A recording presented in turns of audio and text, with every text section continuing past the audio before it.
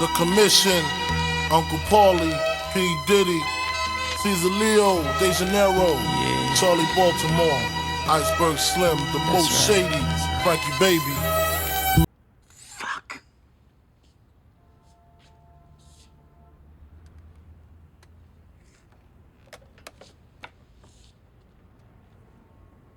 Lorraine Caluzo and the kid Jason.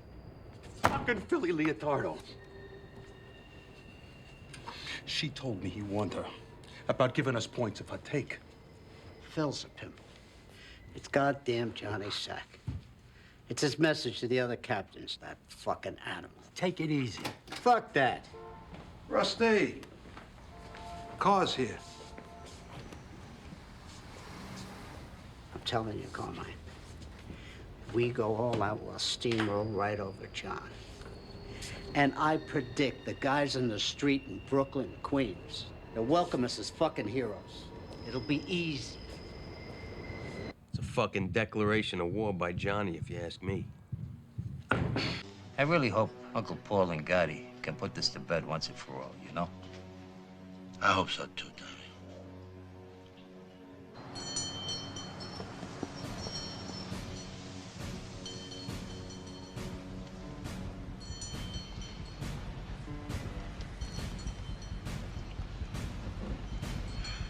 Where are they? Nothing yet, Angie. Don't make a move. Hold your position. You hear me? Hold your position till I tell you.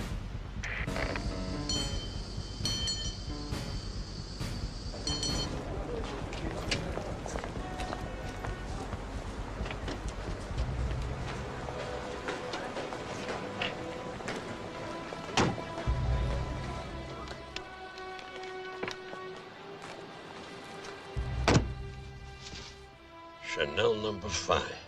Gloria loves this perfume. Says it smells like money. You better not get them mixed up. Your wife will go crazy. Must be stuck in traffic. Yeah. So what are you and Francis gonna do for the holidays?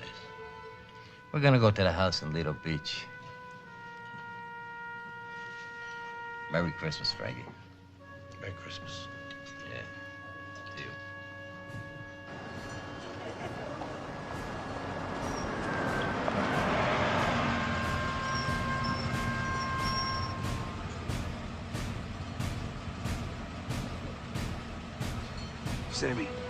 Sammy, they're right next to us.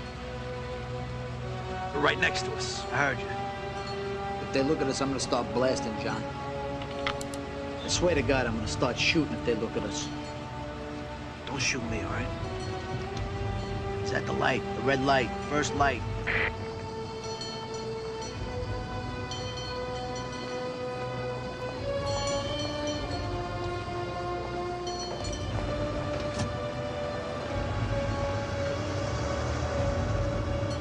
They're coming through, get ready.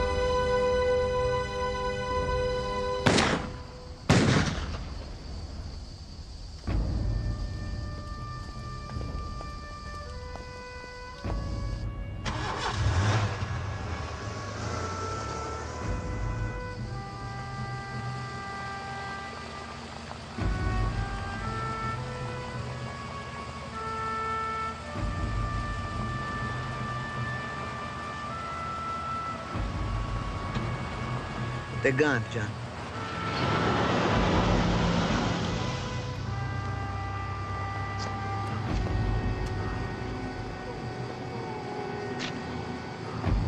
Come on, Tommy. There's nothing you can do here.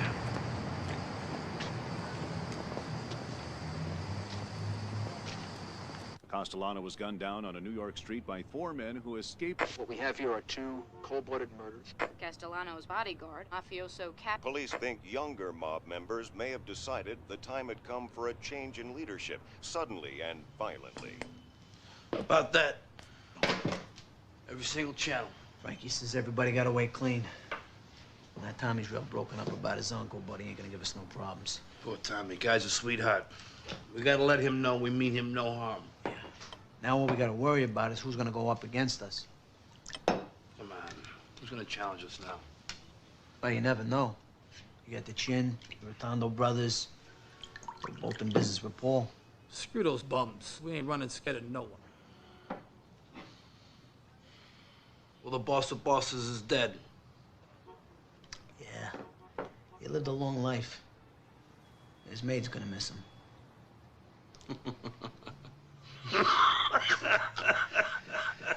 His wife won't.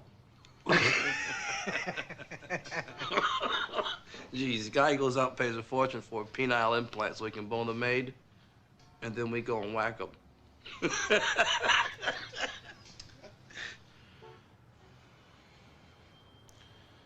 We're gonna make a great team. To the real gangsters. Yeah. You and me, Sammy. My dreams filthy, and my moms and pops mixed me with Jamaican rum and whiskey. What a set-off, should've pushed them dead off. Wipe the sweat off, cause in this world I'm dead off. Squeeze let off, then sped off. Ain't no shook hands in Brooklyn.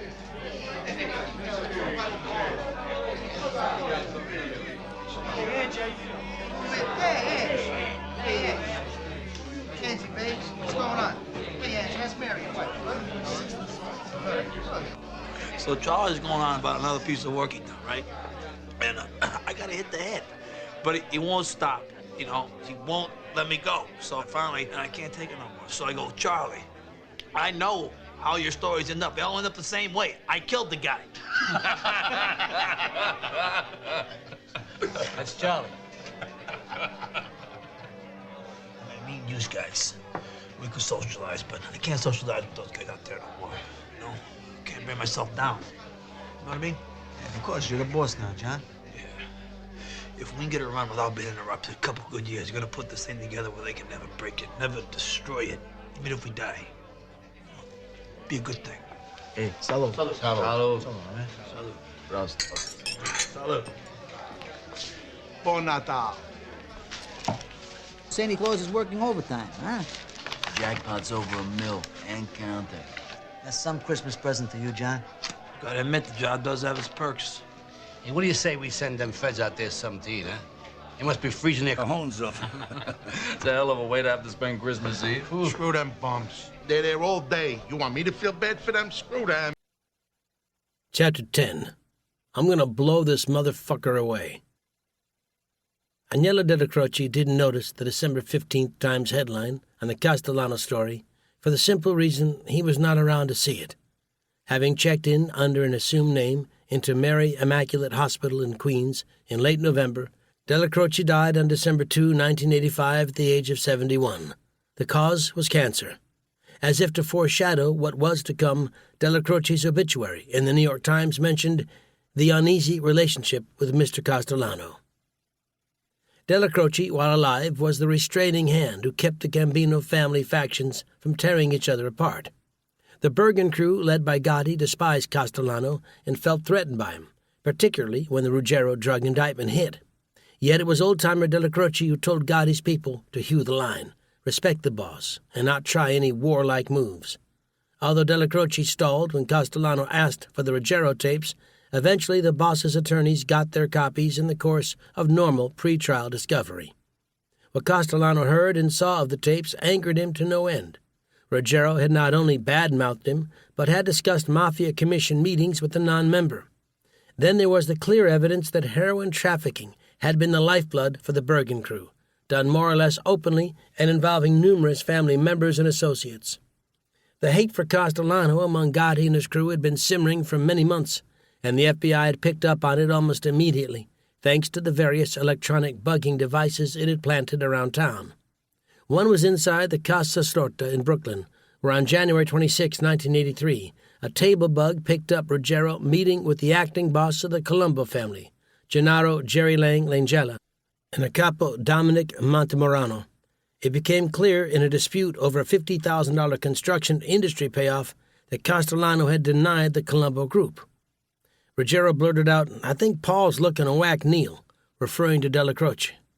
Ruggiero said he even told Della Croce, "Why don't you just do it and forget about it? Go in and fucking smoke him." "What did I tell Donnie?" piped up Langella to Montemorano. "After the holidays, what would happen? That Neil and Johnny Gotti will die."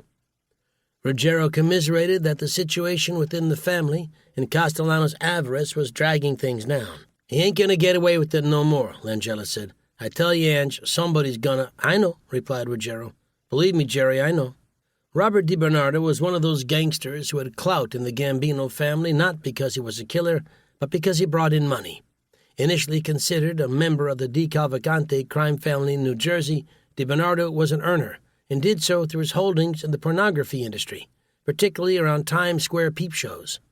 When needed, DiBernardo traveled to California to do deals with porn merchants there. He brought in money, lots of it, and as a result wasn't expected to do work, commit murders. His home in Hewlett Harbor on Long Island was not far from Ruggiero's in Cedarhurst. It was late in September 1985 that DiBernardo, after talking with Ruggiero, conveyed a message to Sammy Gravano. For years, Gravano had been a mainstay of the Gambino family's construction rackets, and so aligned with Castellano. Everyone knew that. What wasn't so clear was his allegiance to the boss. DiBernardo's message to Gravano was a request, nicely put, asking if he could visit Ruggiero and John Gotti in their home turf of Queens. As Gravano remembered things, he went. There was no good reason not to go. But as it turned out, only Ruggiero showed up. Both men talked. Ruggiero was the one to broach a very sensitive subject, one that could earn him his own death if it ever leaked to the wrong people. "Sammy, we're going to make a move," said Ruggiero, according to Gravano. "I'm making a move on Paul. Are you with me? I'm going to blow this motherfucker away." Gravano would later recall that he sat quietly, letting Ruggiero speak and make his pitch. Since Gravano would later cooperate with the FBI, his rendition of events in this crucial period in the Gambino family is the best and only version of what happened, since the other key participants are mostly dead or just never talked. As Gravano remembered things, Ruggiero told him Gotti was with him on the murder plot and that the conspirators were going to try and pull in another key captain, Frank DeCicco. "Angie, I'm not going to tell you my position is," Gravano told writer Peter Moss. "But I'll tell you what I'm going to do. I'm getting in my car and going to see Frank and myself and tell him about this meeting we're having now. You got any problem with that?"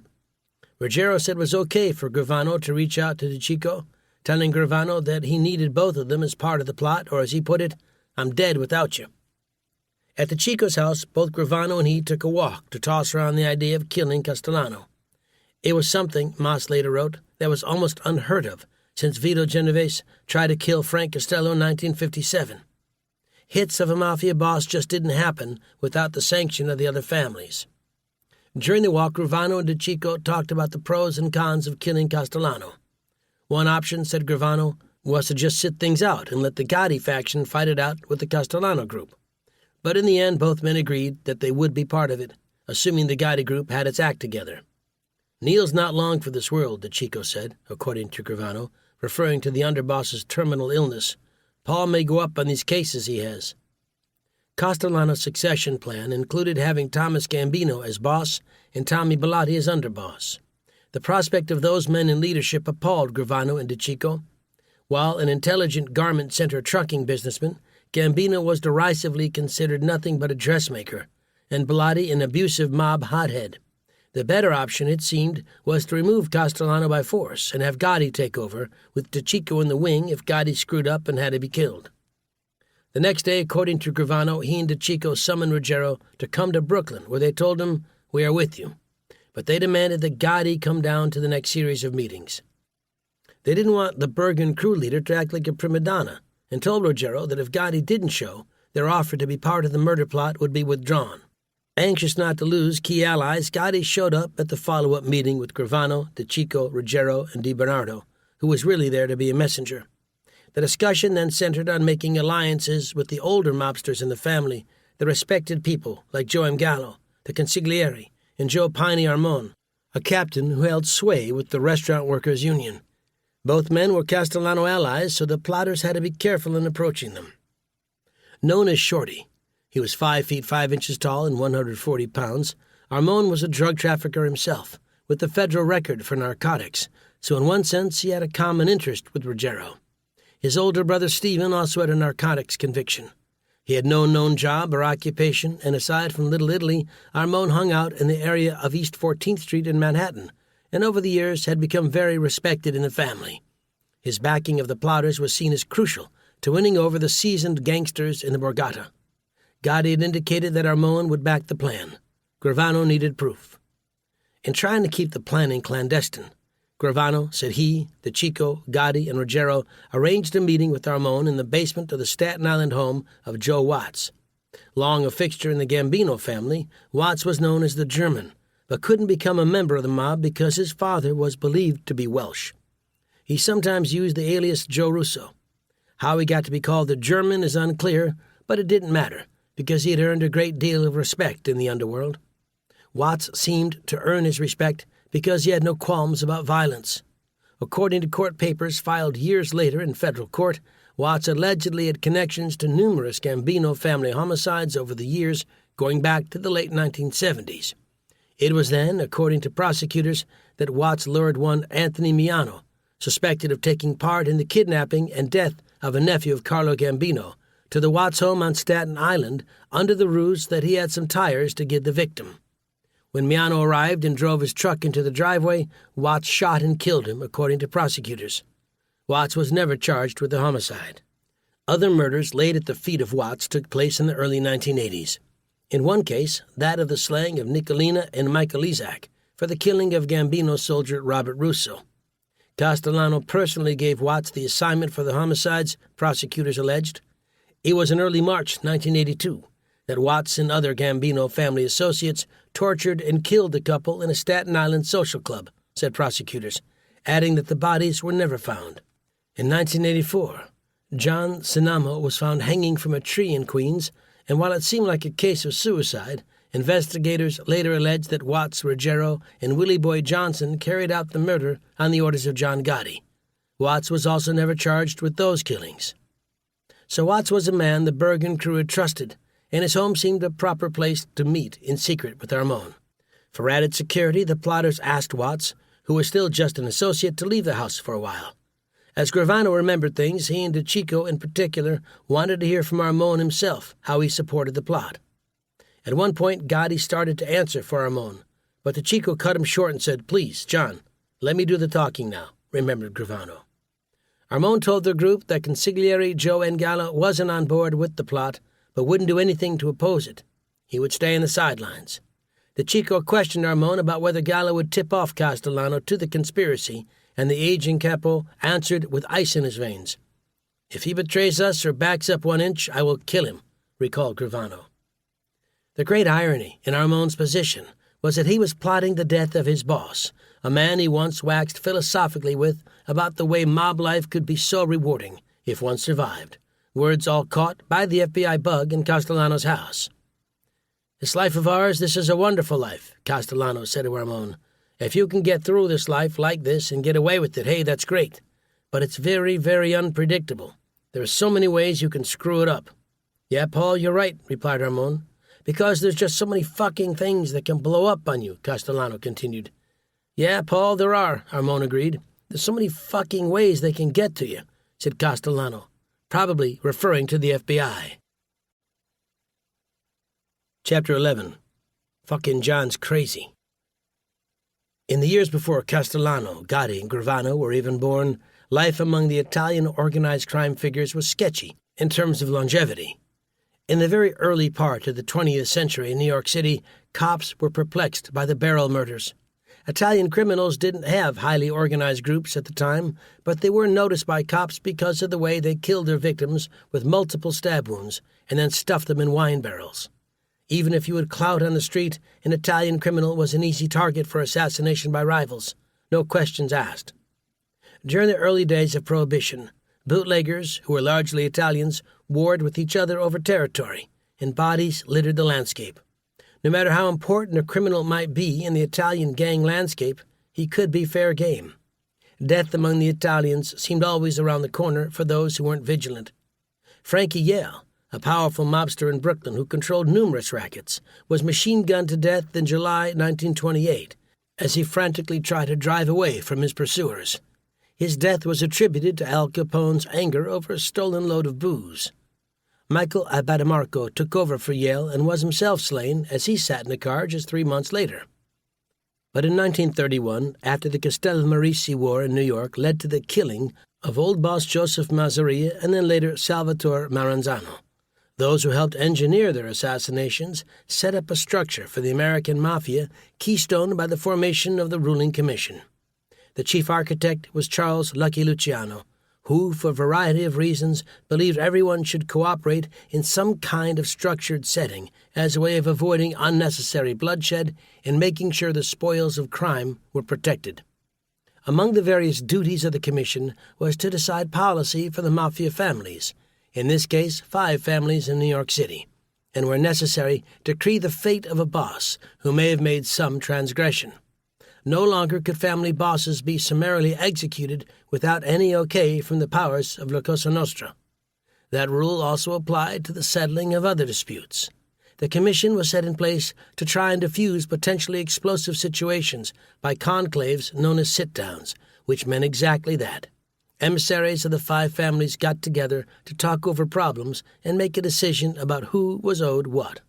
The commission's existence didn't mean that bosses couldn't be killed. In fact, in 1951, Vincent Mangiano, the boss of what was to become the Gambino family later, disappeared, and it was widely believed that Dockland tough Albert Anastasia was behind the disappearance.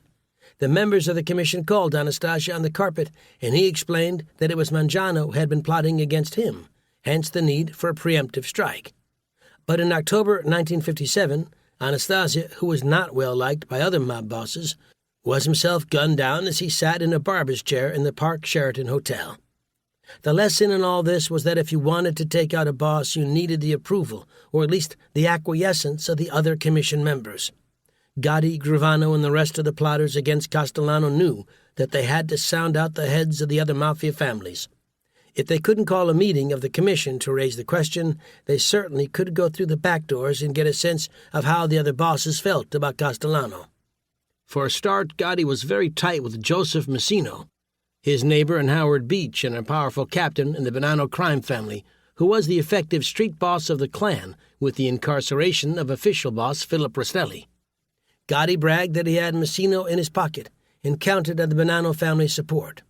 The way Gravano explained it, since the Bonanno family had been on probation with the commission because of drug dealing and its penetration by undercover FBI agent Joseph Pistone, the removal of Castellano increased the family's chances of getting back in the good graces with the rest of the 5 families. In terms of the tumultuous Colombo crime family, its bosses had expressed disdain about Castellano earlier to Ruggiero. Anthony Tony Ducks Corallo hated Castellano's greed. Another important member of the Lucchese family, Anthony Gaspipe Caso, was somebody Gravano said he approached for support.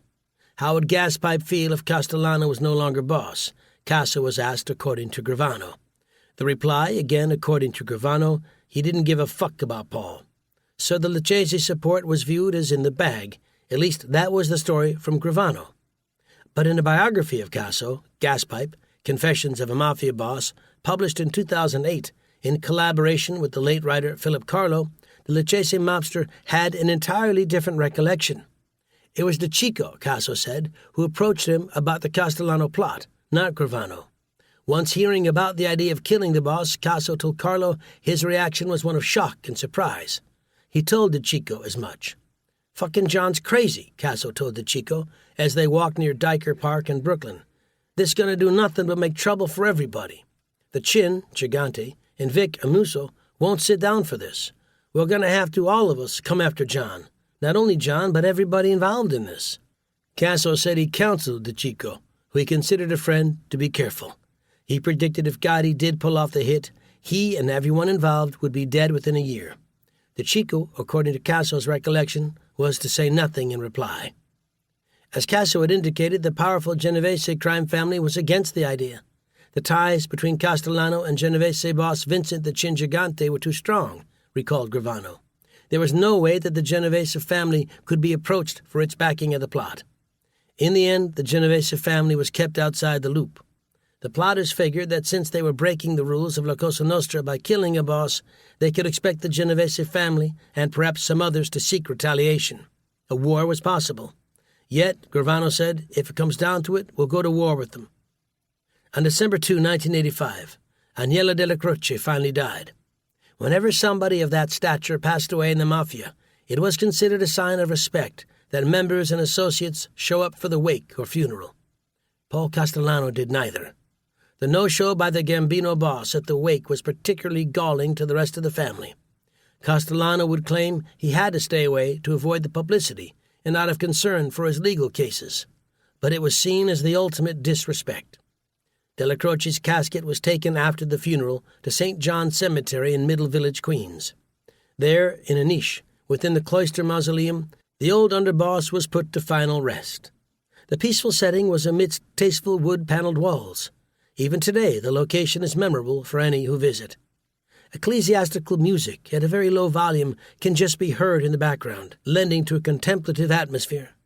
Della Croce is doing his eternal rest just yards away from another noteworthy niche holding the body of Frankie Gotti, the son of Gotti who died at the age of 12 in an accident on the streets of Howard Beach. With Della Croce, the main buffer between them and Castellano gone, Gotti and the Bergen crew knew they had to move swiftly. For security, the plotters divided their operation. Gravano and DeCicco stayed in the basement suite in Joe Watt's home on Staten Island. Ruggiero and Gotti made their own arrangements. In this era, before cell phones, the group stayed in contact by using certain landline telephones and relaying cryptic messages, Gravano remembered. The difficult part of the plotting turned out to be how to actually carry out the hit on Castellano. With so much surveillance surrounding him, it would be foolhardy for any attempt to be made on Castellano at his home, or as he was leaving it. Again, Gravano related to Mas that a couple of schemes were considered. Watts's family would vacate the house while plastic sheeting was put up, ostensibly for new paint, but in actuality to catch the blood and guts when Bilotti walked into an ambush he would be lured to. With Bilotti out of the way, DeCicco would call Castellano and say Bilotti was ill, and that he would be his driver. Pick him up at his house and then kill him, said Gravano. We kicked that around, Gravano told Moss. What if Paul don't want to come out? What if this, what if that? It was too haphazard. Another plan, according to Gravano, was to follow Castellano and Bilotti as they drive to a diner in Brooklyn they liked for breakfast. Once they settled in for coffee and eggs, an old friend of Gravano's known as Joseph Oldman Peruta would walk unnoticed into the diner, don a ski mask in the bathroom, and then come out and shoot both men to death. Peruta was an elderly man who had nerves to handle the shooting. Maybe it could work. Yet it had big risks, namely, that in a busy diner things could suddenly go awry. Then there was always the possibility that police would be nearby, perhaps themselves on a coffee break. But suddenly, Castellano unwittingly presented the plotters with an unexpected opportunity. Castellano asked some of his key captains, Thomas Gambino, Jimmy Fiala, Dan Marino, and DeCicco himself, to have dinner at Sparks Restaurant on East 46th Street in Manhattan. Gravano said DeCicco didn't know what the meeting was for, but he told the plotters the date and time, December 16th, at 5 p.m. Chapter 12. He's Gone.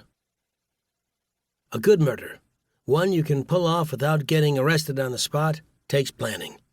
The plotters knew a place and time where Castellano could be found, but to ambush him in Midtown Manhattan, at the height of the Christmas shopping and party season, not to mention rush hour, presented challenges. But as Gravano remembered, it also was a great opportunity. There would be thousands of people on the street going about their business. The hit would only take a few seconds, and the confusion would be in our favor, Gravano told Mas.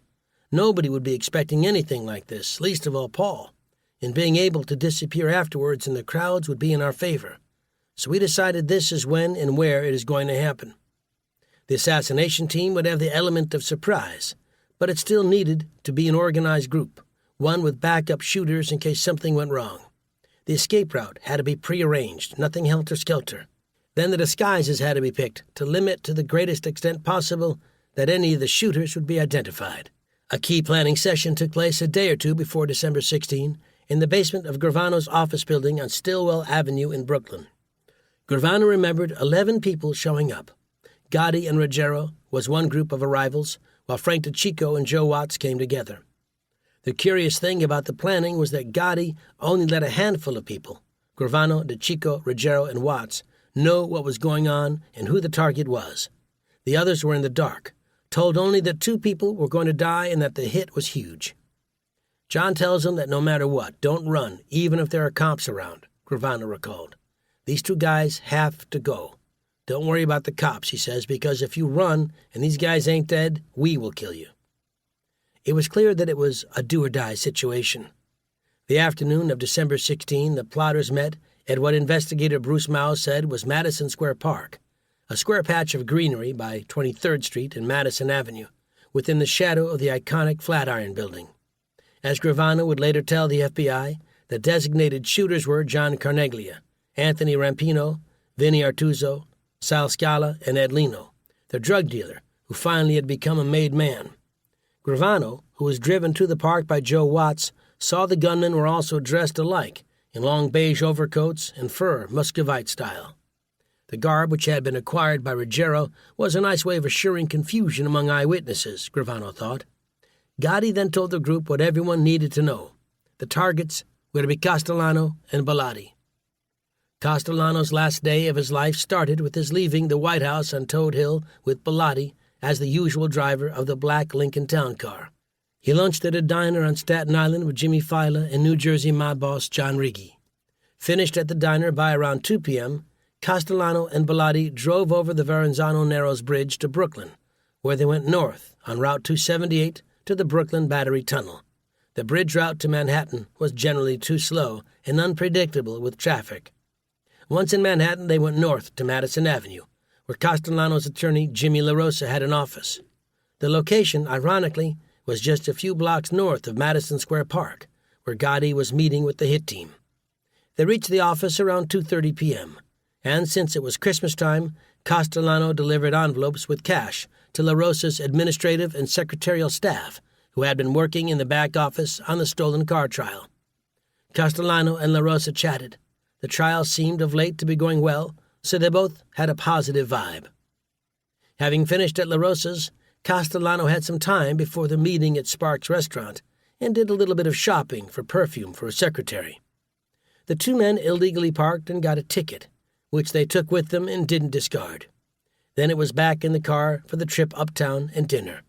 After the final meeting in the park with the hit team, Gotti and Gravano separated and proceeded to 46th Street. The shooters arrived separately and took up prearranged posts around the restaurant entrance, trying to look inconspicuous. As Bruce Mao later remembered, Gravano said the shooters had definite assignments. Lino and Scala, who were brothers-in-law, were to target Bellotti. John Caneglia and Artuso were to deal with Castellano, while Rampino was on the scene as a backup. Various reports later had Ruggiero and Watts in the area as well. Traffic and parking being what it was in Manhattan, Gotti and Gravano didn't have any easy time of it getting in a position. The plan was for both men to sit in their car on East 46th Street, just to the west side of 3rd Avenue. The spot was about 200 feet from the front of Sparks and would, if traffic cooperated, afford them an unobstructed view of the scene. However, their first pass to the parking spot didn't work out, so they had to go around the block and try again. The second time they were successful, and they didn't have to wait long for the show to begin. Gotti and Gravano had hardly settled into the parking spot when Sammy glanced to his right and got the surprise of his life. There, perhaps 3 feet away, was Castellano's Lincoln, with Bellotti in the driver's seat of the car, which was stopped for a traffic light with the interior dome light on. Gravano, trying to avoid eye contact with Bellotti, told Gotti and then got on the walkie-talkie to tell the shooters that their quarry was about to arrive. Still, Gravano said he was worried that Bellotti and Castellano might notice him and Gotti and think something was up, and suddenly abandon their plan to go to Sparks. Gravano said he put his hand on his gun, thinking that he might have to waste Castellano and Bellotti on the spot. Gotti told him to be cool and let the hit team do its job. The light changed, and Castellano's Lincoln proceeded with the crosstown traffic east to go the short distance to Sparks. DeCicco was in the restaurant, as was Fila and Thomas Gambino. They were waiting for Castellano, who at this point was a bit late.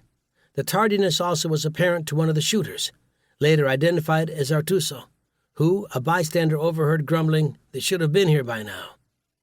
It was about 5:30 p.m. when Castellano and Bellotti pulled up in front of Sparks, the limousine maneuvering to the right to get close to the curb. Across 3rd Avenue, Gotti and Gravano saw the shooters spring into action. Carneglia, as one bystander would later testify, along with Artuso, approached Castellano as he opened the passenger-side front door. Carneglia fired, but Artuso's gun, it was later reported, jammed and didn't shoot, although some pundits believed he simply lost his nerve. Hit 6 times in the head and body, Castellano crumpled to the pavement, his head by the vehicle and his mouth agape and eyes wide open. In his death spasm, he clutched a pair of leather gloves in his right hand.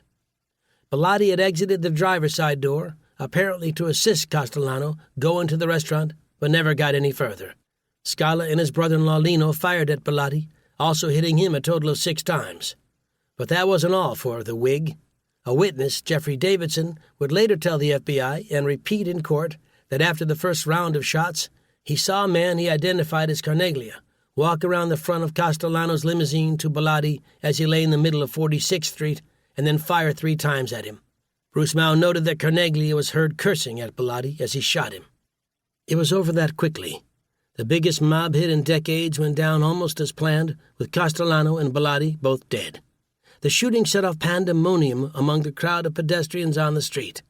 A nurse attempted to give aid to Bellotti in the street, but he was long gone. Inside Sparks, a waiter approached Chico and Fila and told them Castellano wouldn't be making it for dinner. Gravano later recalled that Chico, the 5th columnist who had betrayed Castellano to the plotters, told Fila the boss was dead, and that on hearing the news, Fila turned ashen, since he could have been in the car with Castellano, but opted instead to travel on his own to Sparks. "Don't worry, you wouldn't have been hurt," Chico said. Both men ran into Thomas Gambino coming into the restaurant. He must have arrived seconds before the shooting and told him his uncle was dead and to leave quickly, which he did. The shooters left at a brisk walking pace, not running, proceeding east along 46th Street.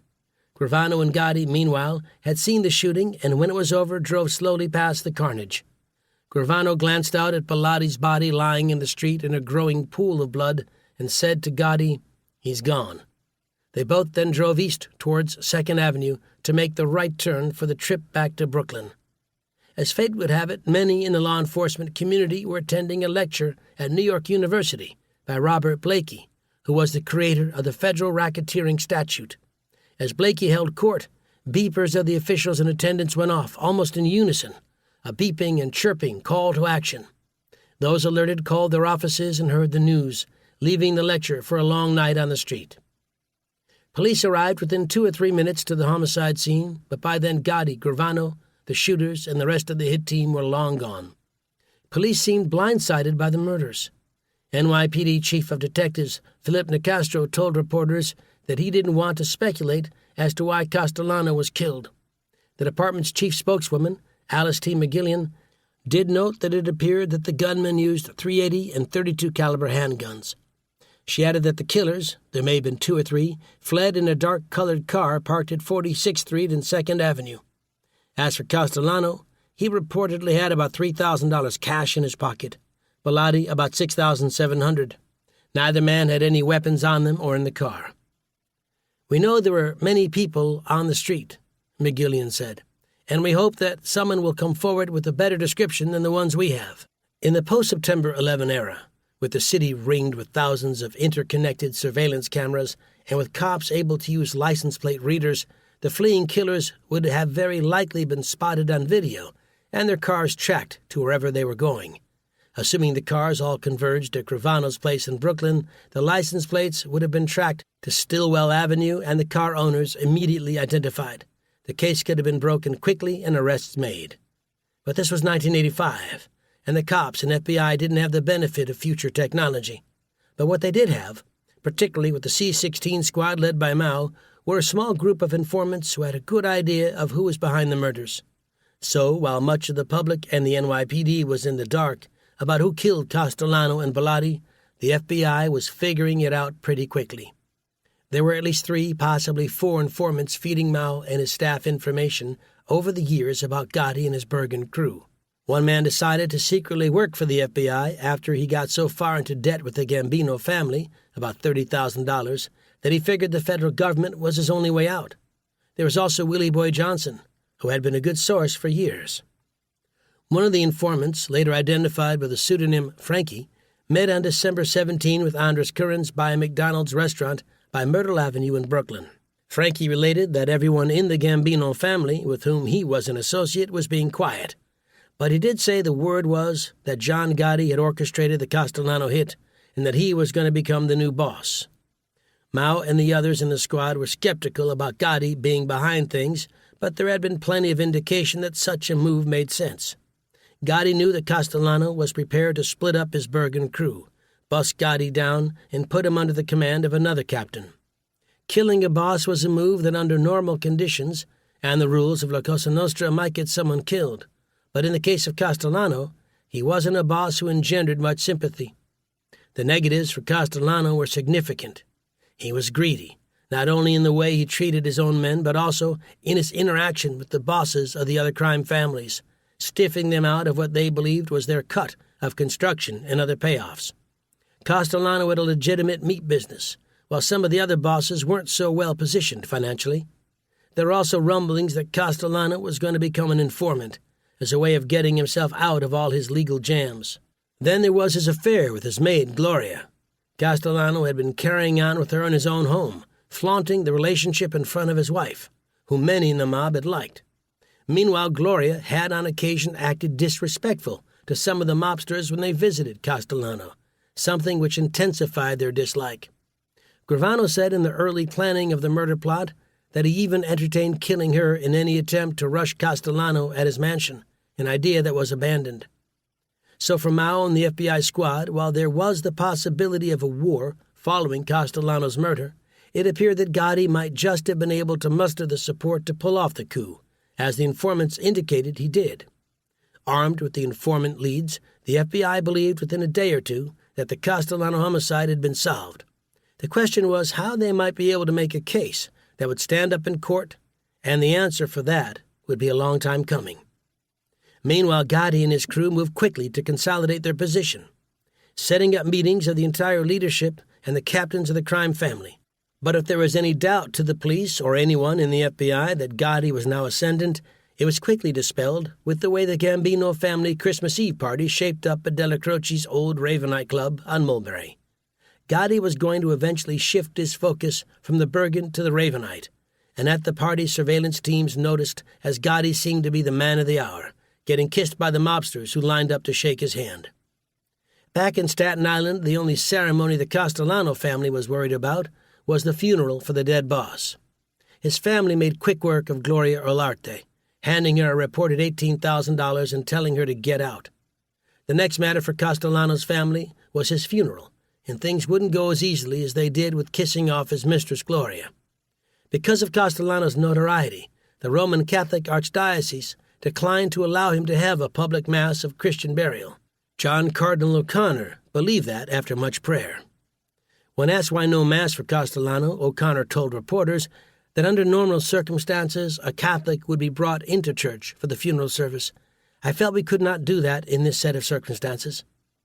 Instances of the church barring masses for gangsters had happened before in mob history. Albert Anastasio was given only a graveside service at the non-sectarian Greenwood Cemetery in Brooklyn in 1957, where his brother Salvatore, a priest, blessed the open grave. But the refusal was particularly galling for Castellano's wife and his daughter Connie, as well as his sons. Nevertheless, the church did allow the Castellano family to hold a private memorial mass, without his body present, at the Blessed Sacrament Roman Catholic Church on Staten Island. To keep his burial location a secret, Castellano was entombed in Moravian Cemetery, not far from his home on Toad Hill, in an unmarked grave. A priest was present for the committal service. Bellotti was also buried at Moravian in a spot marked by a modest flat marker. About 2 days after the slaying of Castellano and Bellotti, the captains of the family and consigliere, Joe and Gallo, met at Caesar's East, a restaurant, at 58th Street and 3rd Avenue. Gravano later said the place was picked because he and Adelino owned a piece of it. Gallo presided over the meeting, sitting at the head of a long table, around which the captains gathered. Gotti and DeCicco flanked Gallo, the old-timer, as he spoke. Since he was the highest-ranking member of the family, with both the boss and underboss dead, Gallo was technically in charge of things. But he spoke as though he had a gun to his back, telling the group that they didn't know who killed Castellano, but that an investigation was underway to find out what happened. In the meantime, said Gallo, Gotti and DeCicco would help him run things. The Caesars East meeting was just for show, an effort to calm the waters and tell those in the Borgata that nothing was going to happen to them, and that no war was going to break out. Gallo, based on the earlier approach the plotters made to him, already had a very good idea who killed the boss. But now they had to move forward and not risk more bloodshed.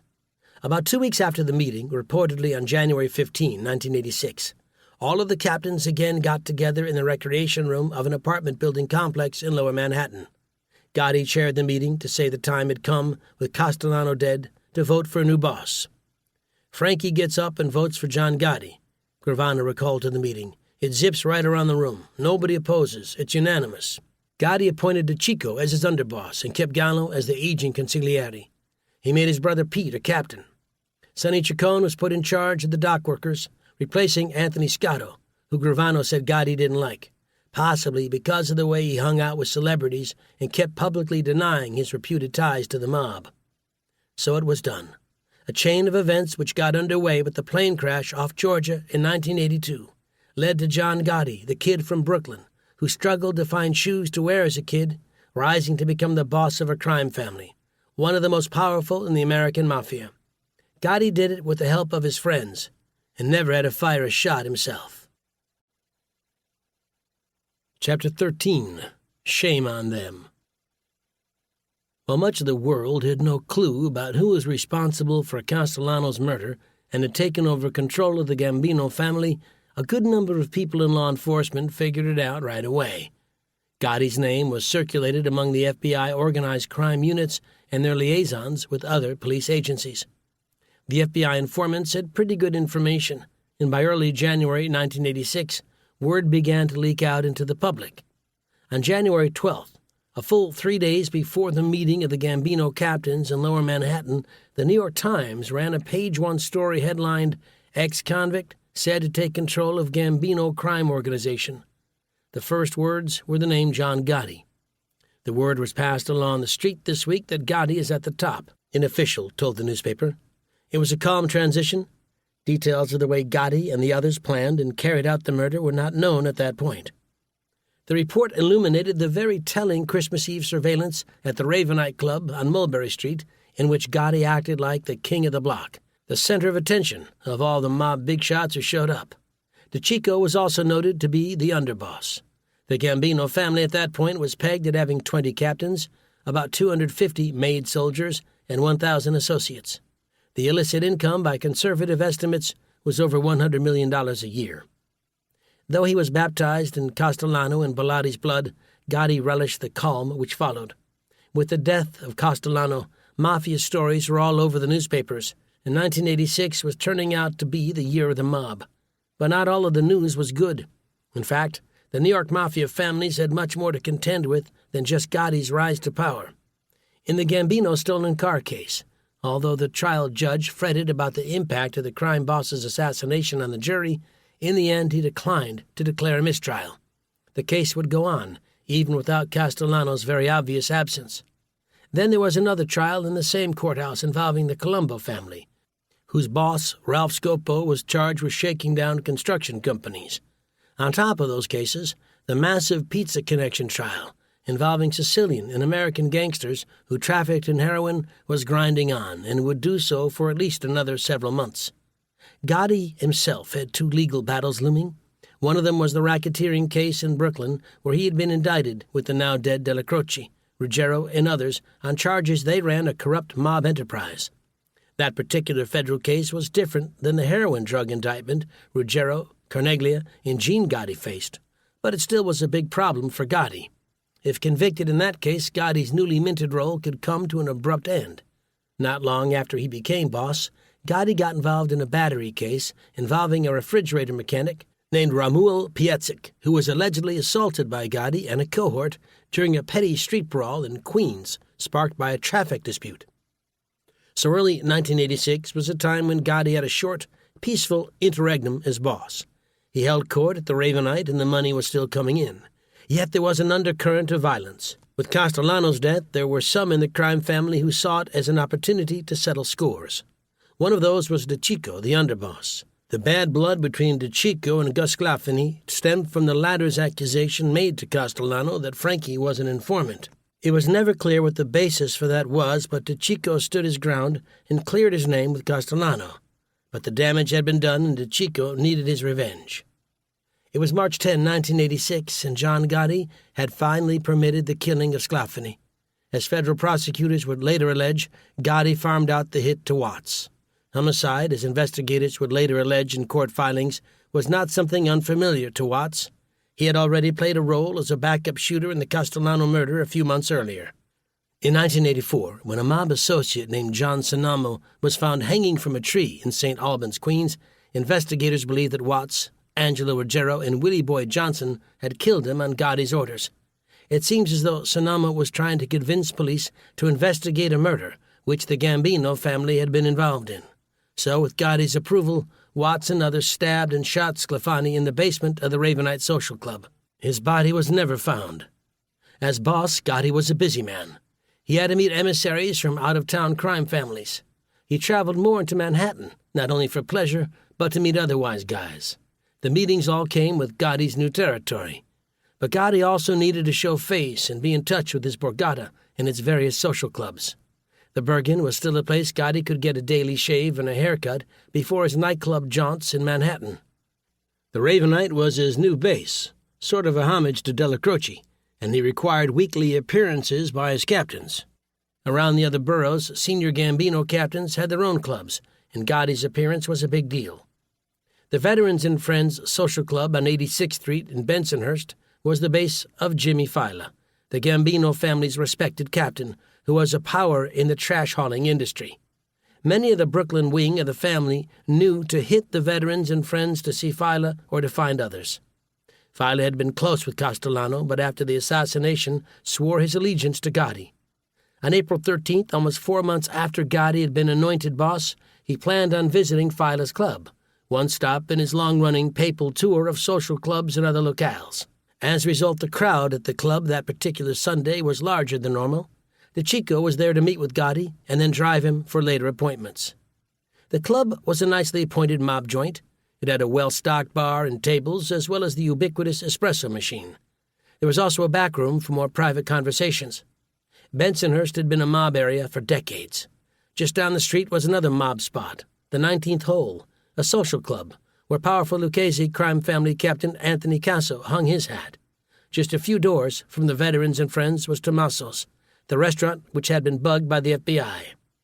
But while there was anticipation that Gotti would be showing up at Fila's club that Sunday, there was a sudden change of plans. He wasn't going to show up because he had to stay in Manhattan. As a result, Frank DeCicco would have to cut his afternoon short and drive into Manhattan to pick up the boss. It was just after 1:30 p.m. that DeCicco walked out of the club towards a four-door 1985 Buick Electra, parked opposite the front door on the other side of 86th Street. Frankie Hart Bellino accompanied DeCicco to the car. DeCicco never got to enter the vehicle. As he and Bellino stood near the car door on the sidewalk, a remote-controlled bomb went off. The bomb, which had been under the Buick, killed DeCicco instantly and dug a 2-foot-wide crater in the street. Bellino was seriously hurt but would survive. A lady walking nearby was slightly injured. Gravano had been in the club, and when the explosion occurred, he didn't think a car had exploded, but rather something more catastrophic, like a boiler or building collapse. I came out of the club and Frankie's car is in fucking flames, remembered Gravano, and there is Frankie Hart's with blood shooting out of his feet. Gravano ran across the street to the bombed-out car and tried to help DeCicco, but he was very likely dead at this point, since the bomb had done catastrophic damage, leaving a gory scene of carnage. I tried to pull him away. I grabbed a leg, but he ain't coming with it, Gravano recalled. A leg is off. One of his arms is off. I got my hand under him, and my hand went right through his body to his stomach. There's no ass. His ass, his balls, everything is completely blown off. A police van pulled up to the scene, and Gravano and others picked up what was left of DeCicco and put him inside. They then did the same with Bellino, and the vehicle sped off to a nearby hospital. As Gravano told Moss, He ordered that Gotti be contacted immediately and told what happened. Then everybody else was to meet at Gravano's nearby club in Brooklyn, a place called Tally's. The police couldn't immediately determine how the bomb was detonated, whether by timer or remote control. But law enforcement officials quickly expressed their belief that the Chico was killed because of the way he had turned on Castellano and backed the plotter. The officials speculated that rivals of Gotti within the Gambino family considered him vulnerable and were openly trying to defy him. But the truth about what happened seemed to have been foreshadowed by Gaspipe Casso when he told the Chico that a plot against Castellano was fraught with danger. The other big bosses wouldn't stand for the killing of a sitting boss. Ultimately, Casso told his biographer and close childhood friend, Phil Carlo, that Gotti would have to pay a price. It was about 4 months after Castellano was murdered that Gigante set in motion plans to retaliate against Gotti in a meeting in Brooklyn, said Casso. Initially, Gravano had said in his biography that Lucchese boss Anthony Corallo didn't care if Castellano was killed. But according to Casso, it was Tony Dux who met with Gigante, and after their confab, it was said that Gotti had to be killed. Law enforcement officials said that Gambino captain Daniel Marino had been in talks with the Genovese family to have Gotti killed and for Jimmy Fila to be installed as the new boss with Gigante's blessing. The job, said Casso, was farmed out to Genovese soldiers in New Jersey, but they were unable to come up with a viable plan. Gotti was under too much police surveillance, and his Ravenite club was in an area of Manhattan that was too crowded. Gigante then looked elsewhere for help. According to Casso, Gigante allegedly turned to Herbert Pate, a former cop who was an explosives expert. Pate took on the job of crafting an explosive device from military-grade C4 explosive and electrical components from toy cars. Casso said he and Pate tested the device upstate, and on the day of the blast it was Pate who placed the bomb in a shopping bag under DeChico's car outside the Veterans and Friends Club. Then Pate and Casso observed the scene from the 19th Hole Club down the street and waited for DeChico and a man they thought was Gotti to exit the club. Casso's narrative and allegations of the bombing plot have never been corroborated by hard evidence. In some ways, the story Casso relates about the bombing seems a bit improbable. For instance, he claimed Pate drove past the bomb site as DeChico entered the car and then detonated the device. Such a move could be risky in that Pate's car, if his timing was off, could have caught some of the blast, which Casso said he did, and have been noticed by witnesses. But Casso's claim is all that history has left us with the bombing which killed DeChico. Even Gravano said that it was Casso who set up the bombing for Gigante, although he didn't know who actually carried it out. Pate was never charged in the killing, but instead convicted in 1988 of tax evasion, possession of firearms, and storing and concealing explosives following a conviction for a felony. He was sentenced to 12 years and fined $411,000. In his book Gaspipe, author Philip Carlo said that Gotti was viewed by some of the other bosses as a negative factor for the mafia. He was seen as loud and brash and constantly flaunting his power. With Gotti's death, things would go back to normal. Of course, fate played out differently. The other mafia bosses couldn't help but notice Gotti's public persona. Not only was he all over the newspaper since Castellano's murder, but his court cases kept him out front. In March, about a month before the DeChico bombing, Gotti finally showed up in the Queen's courtroom over the assault case involving Mr. Piecyk.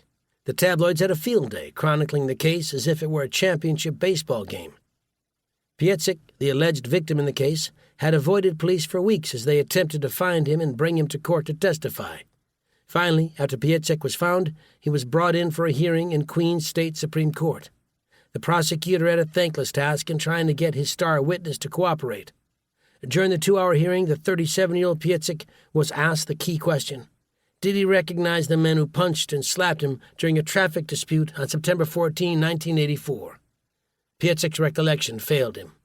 I do not, answered Piecyk, as he glanced around at Gotti and his co-defendant, Frank Coletta. Asked if he remembered how the man who grabbed cash from his shirt pocket was dressed, Piecyk again demurred. To be perfectly honest, it was so long ago I don't remember, said Piecyk. Queens District Attorney John Santucci said that his office would try to introduce Piecyk's grand jury testimony, in which he had identified Gotti and Coletta. But it was clear that Piecyk had a convenient lapse of memory, so much so that one tabloid headline for the day trumpeted, "I forgotti." In the end, the case against Gotti and Coletta was dropped, since the victim's fear about the new crime boss had apparently got the best of him. Gotti's win in the assault case was the first of a number of courtroom victories, which went on to burnish his image as a man who could always beat the rap as the Teflon Don. It was soon after the Pietchik case victory and the DeCicco bombing that Gotti found himself in court again, in a case many had forgotten. U.S. v. Agnello della Croce et al. An indictment out of the Eastern District, or Brooklyn Federal Court as it is known, was easy to overlook with the looming and more publicized trials in the Pizza Connection and the Mafia Commission. Diane Giacalone was the prosecutor in the federal case. An intense woman, she had run afoul of her male counterparts in the high-achieving world of law enforcement by sticking to her guns and refusing to defer to the FBI, which wanted a better chance to make a run at Gotti. The FBI had the benefit of months of surveillance from the Ruggiero case, and it didn't share it with Giacalone, who had to rely on other witnesses to build her case. As the case neared a trial date, many in law enforcement didn't think she had a chance against some of the more seasoned members of the defense bar.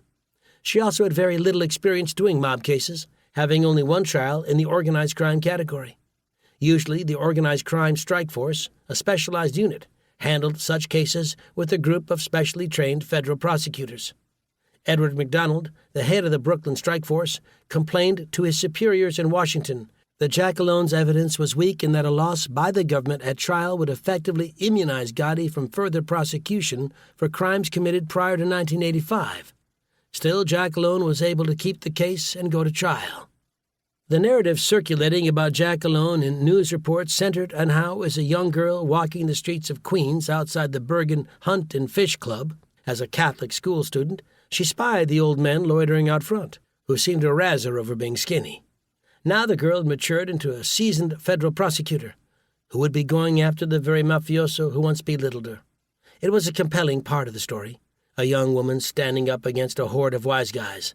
But to make the case, Giacalone needed good evidence, something she thought she had. Right after the Pietchik case and the DeCicco murder, Giacalone made the unexpected move of asking Brooklyn federal judge Eugene Nickerson to revoke Gotti's $1 million bail and hold him for the duration of her trial. The argument Giacalone made was that since the DeCicco homicide, that the incentive for Gotti to retaliate was strong. She also contended that there was a strong possibility that Gotti and his crew would attempt to intimidate witnesses, something Giacalone said had occurred with Pietchik when the refrigerator repairman had received threatening telephone calls and other harassment during the pendency of Gotti's assault case.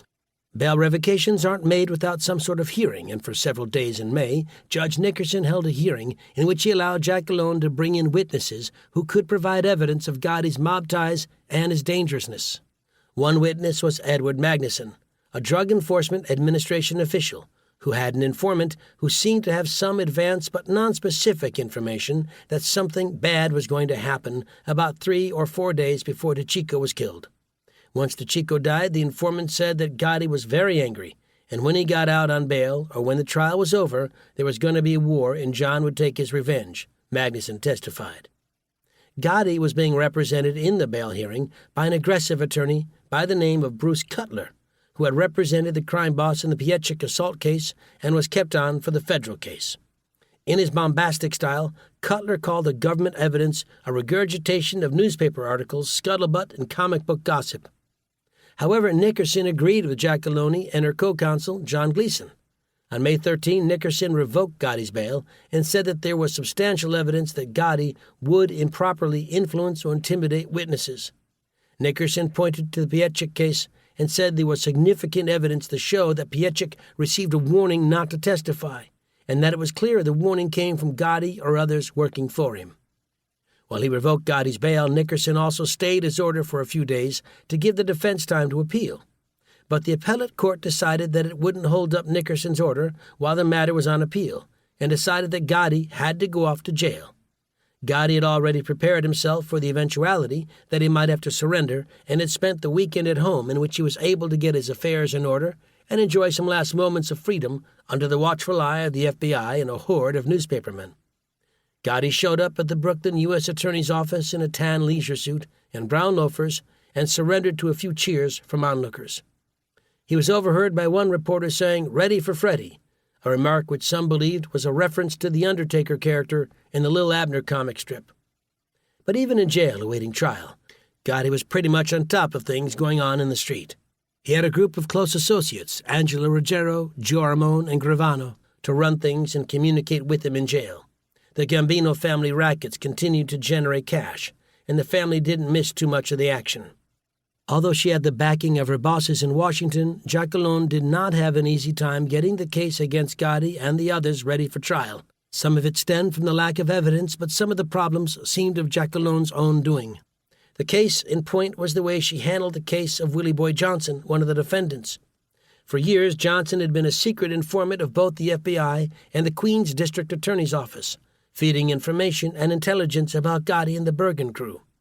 But in an attempt to try and get Johnson as a witness against Gotti, Giacalone threatened him with exposure as an informant. It was an astonishing and seemingly reckless gambit. Johnson protested and pleaded that if he testified at trial, that he and his family would likely be killed. The FBI also backed Johnson's bid to keep his informant status secret for obvious reasons. But Giacalone wouldn't budge, apparently thinking that if she exposed Johnson's status as a secret FBI mole, that he might then switch sides and testify. It was a gamble that failed.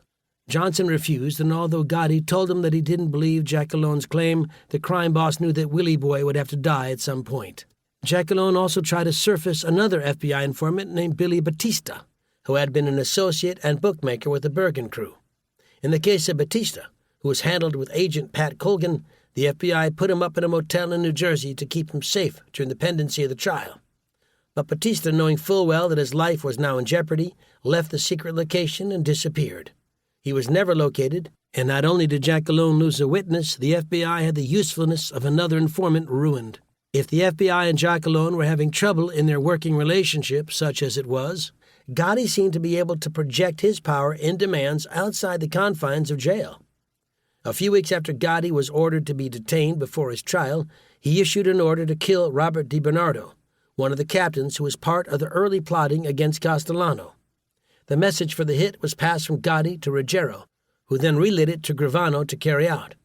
As Gravano remembered things, he was surprised, particularly since DiBernardo was earning a great deal of money for the crime family through the pornography business, and had been a liaison with some union officials. Gravano liked DiBernardo and admired his business sense. Gotti wanted DiBernardo killed because he had been talking behind people's backs or voicing what appeared to be insults. In one case, Gravano said that DiBernardo had told Ruggiero that he had the balls to be underboss, but not the brains. Gravano maintained it was just talk, and that DiBernardo, a captain without any crew of men, was essentially harmless. Gravano asked Ruggiero to see if Gotti would pull back the hit and then talk about it when he got out of jail. "Nothing doing," said Ruggiero. "Gotti wanted DiBernardo dead." "What was I going to do?" Gravano said years later. "What can I do? It's an order from the boss. This was the life I chose, and the boss was the boss." As Gravano would later describe in his biography and in court, the killing of DiBernardo took place at Gravano's office on Stillwell Avenue. The secretary had gone home at 5 p.m., and by the time DiBernardo showed up for a meeting, Gravano was there, as was his cousin, Eddie Garafola, and the loyal Joseph Peruta, the old man who had figured in the early planning in the Castellano hit. Gravano told Peruta to get DiBernardo a cup of coffee, and the old man walked over to a cabinet, where a .380 caliber handgun with a silencer had been secreted. Peruta took the weapon, walked over to the back of DiBernardo, and shot him in the head twice. It was that simple, said Gravano. DiBernardo's corpse was placed in a body bag Gravano had obtained from a local Brooklyn funeral home and stored in a back room until the group cleaned up the office. Gravano then went to a local Burger King restaurant, where Ruggiero had been waiting, and told him that DiBernardo was dead, and that they should meet at Tally's later to dispose of the body and get rid of the dead captain's Mercedes.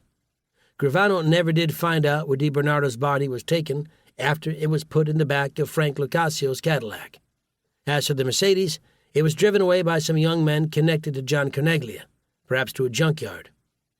However, the Gotti racketeering trial before Judge Nickerson was not going away as easily as DiBernardo did. It would just get delayed a bit. In the face of the enormous publicity that Gotti and his co-defendants were receiving, particularly after the DeChico bombing, Nickerson decided that the trial, which was supposed to begin in late April, would be pushed back until mid-August.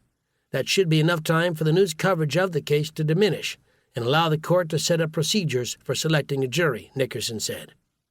His bail revoked, Gotti marked time in the federal lockup. But the others from the Bergen crew who had been charged in the case, including Angela Ruggiero, John Carneglia and Gene Gotti, remained free, the latter on $1 million bonds and the restriction that they avoid mob social clubs and organized crime figures. However, more trouble soon faced Ruggiero.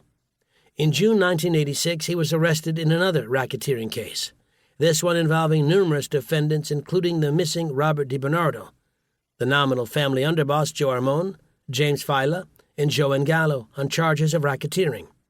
The case was another mega indictment targeting the Gambino family and had the added twist with an allegation that the group had a source within the federal court system. Mildred Russo, the mother-in-law of Gambino associate Augusta Sclafani, had worked as a clerk in the Manhattan Federal Court, where among her duties she docketed search warrant affidavits. Russo, who looked like a matronly 66-year-old Italian grandmother, was allegedly passing along to the mob information from sealed documents she was supposed to be filing. In her normal duties, she worked with search warrant affidavits, which often spelled out the exact nature of the government's interest in an investigation. The author remembers Russo at times trying to deter him from reading the search warrant affidavits, which then were matters of public record. While law enforcement knew from intelligence that Gotti and his crew were involved in the Castellano murder, the new indictment involving Ruggiero gave officials an opportunity to spell out their suspicions on the public record. With Ruggiero facing 3 indictments now, the government again moved to oppose his bail. To do that, prosecutors brought in FBI Special Agent William C. Noon to testify. According to Bruce Mao's squad, Noon had been deeply involved in the Gambino crime family investigations and had access to the current intelligence, including what at least 6 informants within the Gambino crime family had been relaying back to their handlers within the FBI. According to Noon, the informants had said that both John Gotti and Ruggiero had orchestrated the killing of Castellano. The motive, Noon testified, was Castellano's earlier appointment of Bellotti in December 1985 as his underboss, instead of Gotti. Castellano also had learned that the bug in Ruggiero's Long Island home had given the government probable cause to place a surveillance device in his house on Staten Island, noted Noon. As interesting as Noon's information was, none of the informants had apparently placed Gotti or Ruggiero at the scene when Castellano and Bellotti were murdered. Defense attorney Jeffrey Hoffman, who represented Ruggiero, derided the information, calling it fallacious. Hoffman noted that the fact that his client had not been charged for the murders was proof of the pudding of his innocence in the homicide case. To buttress Noon's testimony, prosecutors played an excerpt from a surveillance tape in which Ruggiero was heard telling the now-dead Agnella Della Croce that their Gambino family faction might have to go to war with Castellano. The Castellano evidence wasn't the strongest in the world for a bail revocation, but it actually was Ruggiero himself who turned out to be his own worst enemy. Not only did he have loose lips and an almost compulsive need to talk, Ruggiero also had a tough time keeping his temper in check during court appearances. During an earlier hearing in 1985, Ruggiero pointed his finger at one witness in what the court said was a threatening manner. The judge saw the incident, but at the time didn't do anything about it. But at the bail revocation hearing on June 27 before the same judge, Ruggiero vented his anger at a U.S. Marshal after the official wouldn't let him visit with his son. "Come on, let's go. Go home and celebrate with your family," Ruggiero said with anger and sarcasm at the marshal. "Tell them what victory you got. Go ahead and laugh. I wish it on your wife and kids what you wish on my wife and kids." Then, as he was exiting the courtroom, Ruggiero turned to the prosecutor, pointed his finger in what officials said was a threatening manner, and barked, "You first." Judge Mark Constantino had enough. Not only had Ruggiero threatened a witness in court, but he did the same to a prosecutor. Constantino revoked the bail, noting that the informant evidence Noon had testified about, as well as the Della Croce tape, indicated Ruggiero was operating at a high level in organized crime. Ruggiero's bail was revoked. He appealed, but the appellate court was unmoved, noting, "The courtroom threats in the presence of the district judge are more than enough to justify revocation of bail. Threats made before a district judge have to be taken seriously," said the court. So now Gotti and Ruggiero are both being held in jail. Gotti's special committee to run the crime family was now missing one key man on the street, all because of Ruggiero's intemperate remarks before a judge. According to Gravano, when Ruggiero's bail was revoked, Gotti was beyond angry. "John is steaming," Gravano said later. "Blabbermouth Angie can forget being the underboss if he ever had a chance." Gotti picked Joey Piney Armone to the underboss position. But since Armone was elderly and not very tough, Gotti told Gravano to keep his hands on things, but as a courtesy to keep Armone informed. That move effectively made Gravano the underboss to those members on the street. As for Ruggiero, his costly outburst was another black mark against him in Gotti's eyes. With the trial date for Gotti coming up in the Giacalone case, Judge Nickerson had to wrestle with how to select a jury. Giacalone claimed that there was evidence that the defendants wanted to follow jurors to their homes and then contact jurors and their families for the purpose of corruptly influencing them. To combat that, Giacalone wanted Nickerson to sequester the jury, an extreme step, which would have meant that the jurors would have had to live away from home, guarded by federal marshals during the trial.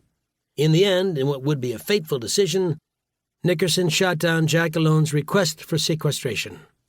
The trial finally got underway on September 25, 1986, and with Gotti now as the lead defendant, it became a media spectacle. The courtroom of Judge Nickerson, in what is now the old Brooklyn Federal Courthouse, had every seat taken, with an estimated 25% being occupied by reporters and sketch artists. No cameras were allowed into the room. Giacalone, the prosecutor, told the jury that Gotti had killed to climb to the top of organized crime, a reference to the McBratney slaying in 1974. The prosecutor's opening statement took about 90 minutes and immediately showed that Giacalone was trying to turn her case into a tutorial on organized crime, its structure, and its aims. Giacalone used a green chalkboard in the courtroom to sketch for the jury the structure of the Gambino crime family. Any seasoned cop or mob buff could see the diagram coming as she diagrammed how the boss sat at the top, advised by the consigliere, underneath whom there were captains and soldiers. At the bottom of the pyramid-like structure were eager associates, who Giacalone said wanted to become made members of the crime family. It's organized like a business, and where there's money to be made, you'll find the members of the Gambino crime family, Giacalone told jurors. She said Gotti and the other defendants played their own roles over 2 decades in the enterprise, from hijackings to gambling, loan sharking, and murder. To be sure, some of the government witnesses Giacalone planned to call had done their fair share of crimes, murders, kidnappings, and drug dealing. Admitting such witnesses were just horrible people, Giacalone told the jury to measure their testimony against the other proof, including wiretap conversations. The defendants may not have had the resources of the federal government, but they certainly had an array of seasoned and top-notch criminal defense attorneys. If Giacalone acted like a professor in talking to the jury, Gotti's attorney, Bruce Cutler, who had represented him in the Pietchik case, was a showman who could use props well. His voice dripped with sarcasm as he referred to Giacalone, who was dressed in a red suit, as the lady in red. Picking up a copy of the indictment, Cutler tossed it in a wastebasket in front of the jurors, saying, "It's garbage. That's where it belongs." Gotti, dressed in a double-breasted blue suit, a silk tie and white handkerchief in his breast pocket, seemed taken in by the dialogue. Cutler admitted that Gotti had a criminal past and didn't apologize for it. Gotti also didn't apologize for coming from a family of 11 surviving children that was dirt poor, said Cutler.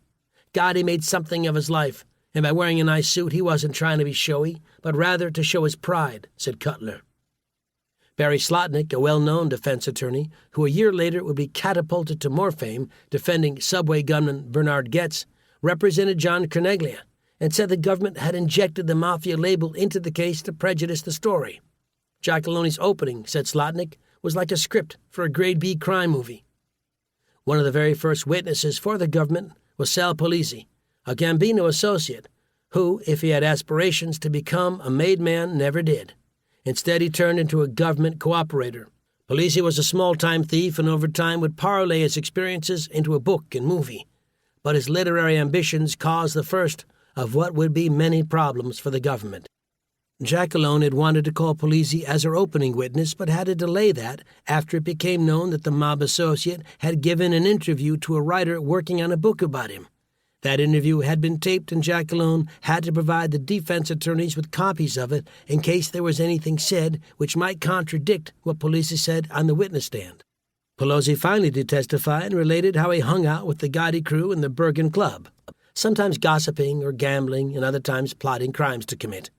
Polizzi's value to the government was to set the stage and inform the jury about what went on in the club. His testimony wasn't very dramatic, but since Polizzi was one of a number of informants the government had in the Gotti crew, he had first-hand information about some things. It was with the testimony of another witness that Giacalone's case started to show problems.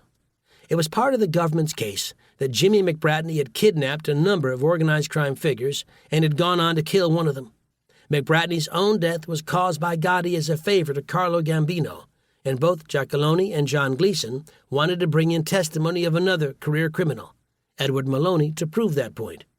But Maloney's information about Gotti's motive was much too tenuous and amounted to unacceptable hearsay. Said Judge Nickerson, far too thin. For most of the trial, Gotti had been rather well behaved, listening closely to the testimony. But in early November, as the trial was in its second month, things got testy. Victor Ruggiero, a retired NYPD detective, testified about surveillance he had done at the Ravenite Social Club in the late 1970s. Ruggiero wasn't the greatest witness in that he seemed evasive in giving answers on cross-examination. Suddenly, Giacalone called for a recess and for the jury to be taken from the courtroom. It was then that the prosecutor, whose case had suffered a number of nettlesome problems, told Nickerson that Gotti had been making sarcastic comments in a voice loud enough for me to hear quite distinctly. One Gotti murmuring was that ex-detective Ruggiero was testifying the way he did because the government had threatened him. "Your Honor, it's not true," Gotti told Nickerson. "Don't make comments," Nickerson replied. "But it's not true, Your Honor. If anybody is making comments, it's her," insisted Gotti, pointing at Giacalone. A thin, mild-mannered jurist with a genteel, patrician demeanor, Nickerson ended the discussion with an admonition to everyone in the courtroom. "Please don't say anything the jury can overhear." Nickerson was trying to make sure that the jury wouldn't be subjected to extraneous things which might hurt its impartiality or subject it to unwanted verbiage. But as it turned out, the mob was making an end run around Nickerson. No matter how strong or weak evidence might appear in a case, and in the Gotti trial the case seemed in trouble for the government, the end result could be unpredictable.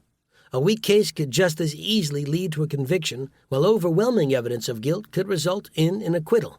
Such are the vagaries of jury deliberations. For Gotti's crew, the attitude was why take chances. Put the fix in with the jury as an insurance policy. During breaks in the case, the defendants who were out on bail would be able to walk around outside the courthouse into Cadman Plaza Park. At that time, a bit of down-on-the-heels urban green space, punctuated by the Brooklyn War Memorial.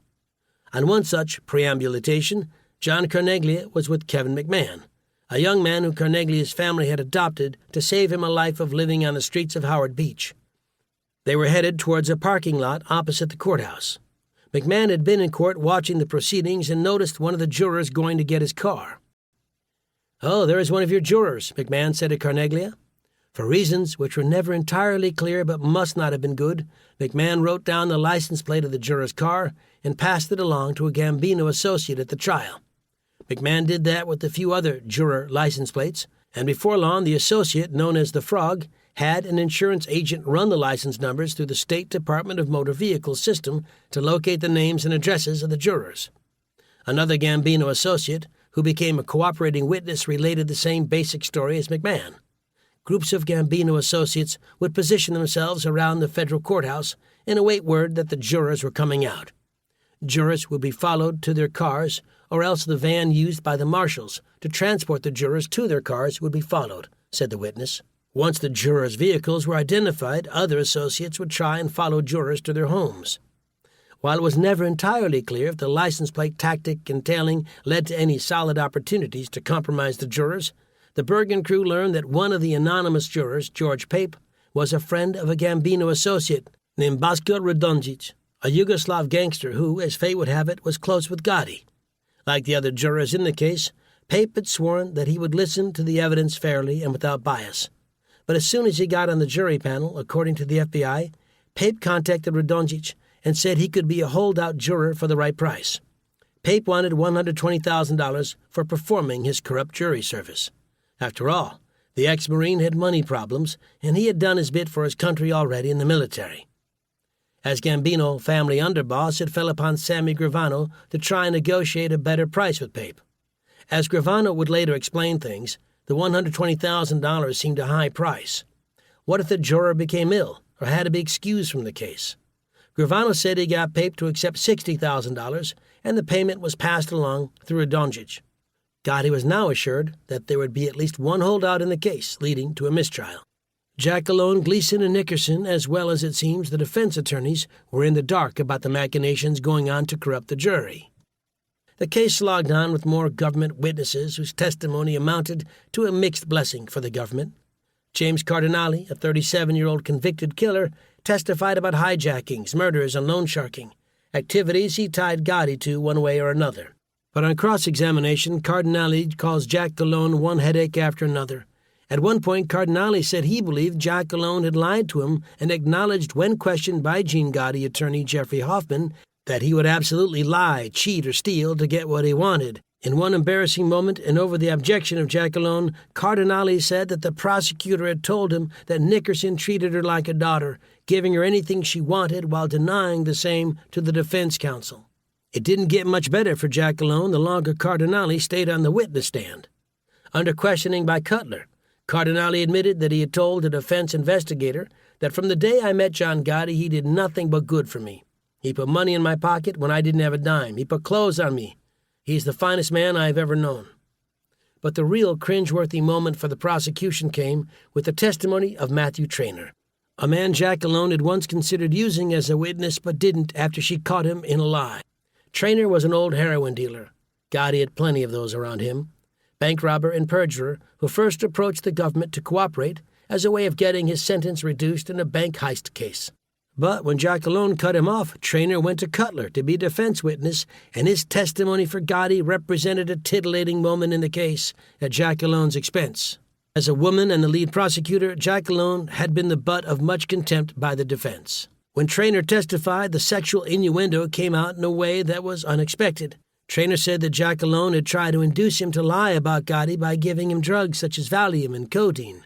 During one visit to Jackalone's office, Traynor said he told her he wanted to get laid. Jackalone, Traynor claimed, pulled out a pair of her panties from her desk drawer and told him to masturbate with them. Make do with these, Jackalone said, according to Traynor. Already stressed out with the way the case was going, Jackalone jumped up and protested, saying that what Traynor was saying was all lies. Not used to such courtroom histrionics, Nickerson was moved to say to Cutler and others on the defense, this case is not going to turn any more of a circus than the defendant's attorneys have already made it. The case finally went to the jury on March 6, 1987, about 6.5 months after the trial had started. It had been a tortured trial for the government, with witnesses embarrassing prosecutors and showing all sorts of credibility problems. The defense attorneys even prepared a chart showing how the main prosecution witnesses had admitted lying and the kinds of deals they got for their testimony. Privately, some government attorneys expressed doubt that the prosecution had a chance, despite the odds usually being in favor of the government in big trials. On March 13, 1987, the seventh day of deliberations, the jury signaled it had reached a verdict. In a hushed courtroom, the juror number 10, the jurors were anonymous for security reasons, announced the verdict of not guilty for Gotti and all his co-defendants, Gene Gotti, John Carneglia, Leonard DiMaria, Joseph Carrozzo, Anthony Rampino, and Willie Boy Johnson. As the verdict of acquittal was read to its conclusion, Gotti and the rest of the defendants hugged their attorneys. Then, as the jurors left the courtroom, the defendants and their supporters in the courtroom applauded. Jackalone and Gleason, the defeated prosecutors, looked glum. A scrum of reporters was in the courtroom and fired questions at Gotti and the lawyers over the railing at the well of the room. Gotti had some pat answers. Shame on them. I would like to see a verdict on them, said Gotti, pointing at the empty prosecution table.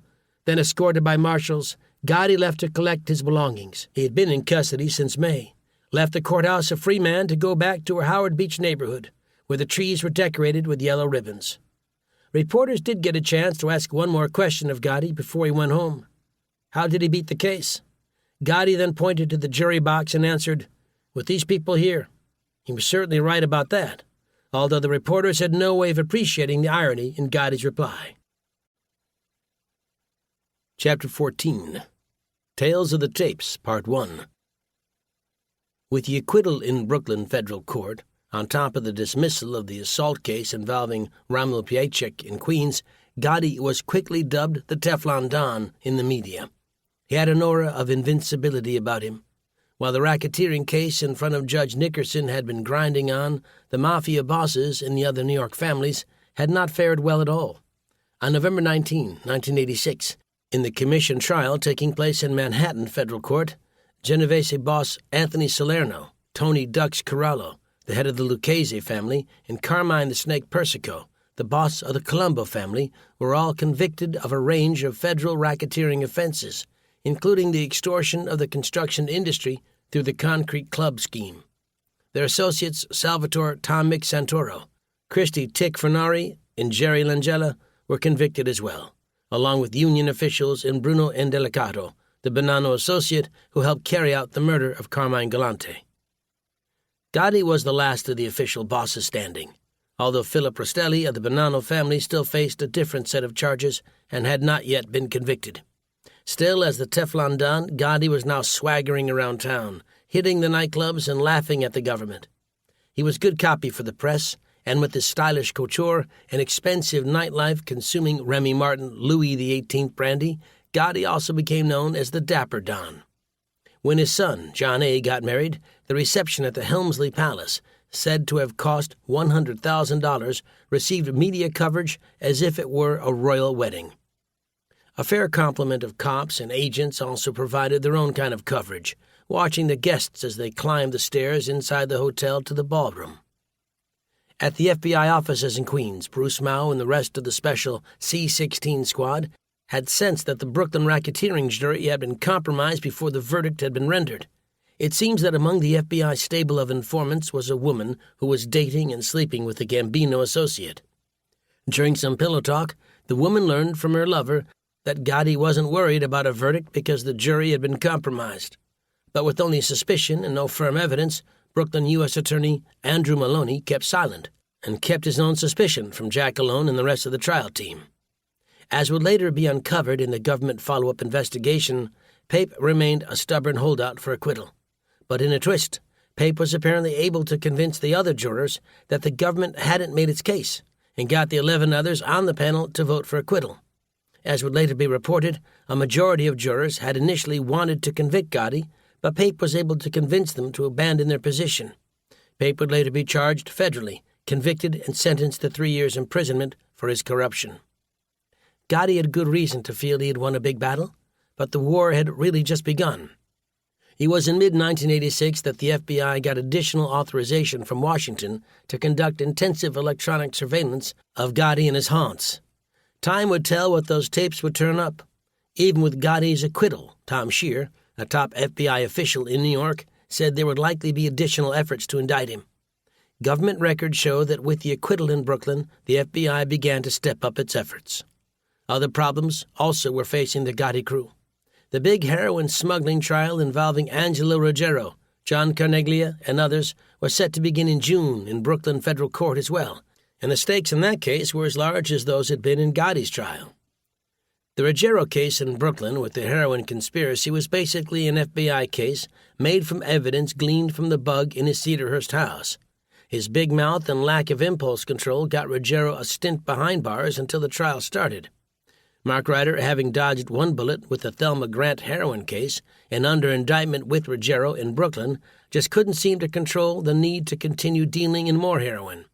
From January 1980 through fall of 1987, the Drug Enforcement Administration said that Ryder, Ruggiero, and a cadre of black heroin traffickers in Harlem worked together to move even more of the drug than the Bergen crew had done in Brooklyn.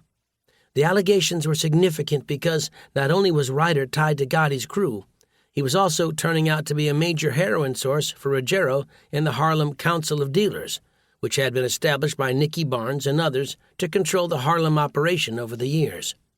With Gotti raking in money no matter what the source, it is fair to say that Ruggiero and Ryder were feeding his avarice, with cash earned from the misery drugs were causing throughout the city, particularly Harlem. By the time Ruggiero was getting ready to stand trial on the Brooklyn heroin case, the DEA and federal prosecutors had him as a defendant in another indictment, along with Ryder, mob associate Vito Leocano, and an impressive group of black gangsters who took over Barnes' old operation, including James Jackson, Raymond Clark, and over a dozen others. The government estimated that Ryder distributed about $10 million in heroin to Jackson, who marketed it on the street under the brand names Mellow Yellow, Purple Rain, and Murder One, the last name which had an ironic meaning given that 3 homicides were also pinned on some of the conspirators, although not Ruggiero. Since the Brooklyn heroin case had been indicted first, it was on deck for the first trial. In April 1987, Judge Mark Constantino began picking an anonymous jury, a practice used in other mob cases as a way of trying to shield the jurors from publicity and possible attempts to corrupt them. Given the experience in the earlier Gotti trial, the decision to keep the jurors' identity secret was a good one. While the original indictment charged 12 people in the drug case, the indictment grew in 1985 with the addition of the brothers Anthony and Cesar Guarino, owners of a plumbing company, who were accused of being part of a conspiracy to obstruct the grand jury probe into the whereabouts of Salvatore Ruggiero's assets. The Guarinos were not accused of participating in the drug operation. On June 1, 1987, the government and the defense gave their opening statements. Assistant U.S. Attorney Robert LaRusso said the case was about drug trafficking and the substantial profit that was made from it. Although John Gotti was not a defendant in the case because there wasn't enough evidence to tie him into the trafficking, LaRusso injected his name by telling jurors that he was the boss of the main defendants, Angelo Ruggiero, Gene Gotti, and John Caneglia. Giving the jury a taste of what was to come, LaRusso said that there would be tapes made from the bug in Ruggiero's house. Even though the recordings had distracting background noise, such as that of jackhammers, children's chatter, and banging pots and pans, the jury would be able to hear Ruggiero talking about the purchase of at least 100 kilograms, 220 pounds of heroin with a street wholesale value of $150,000 a kilo, said LaRusso. The tapes were compelling pieces of evidence, so the defense, in its opening, sought to undercut them, claiming there were misleading fragments being used to bolster a case built on speculation and some unsavory government witnesses. John Pollock, who represented Ruggiero, put forward the theory that his client tried to find the assets of his dead brother, Salvatore, so that he might secure money for his son and daughter as their inheritance, a noble task. The evidence will show that upon his brother's death, he became consumed with overall ambition to see that his brother's assets went to his niece and nephew, said Pollock. Everybody discusses Salvatore's business, Pollock said of the over 80 FBI recordings to be played at the trial. But talking about his business and misdeeds is not a crime. Defense attorneys took issue with the way the government wanted to use recordings, sanitized of background noise and other electronic interference. Judge Constantino agreed, ordering that the original records should be played. Pollock made the argument to the jury that the transcripts being provided by the government of the recordings were slanted to mislead jurors and that the government's case was held together by the glue of speculation and surmise.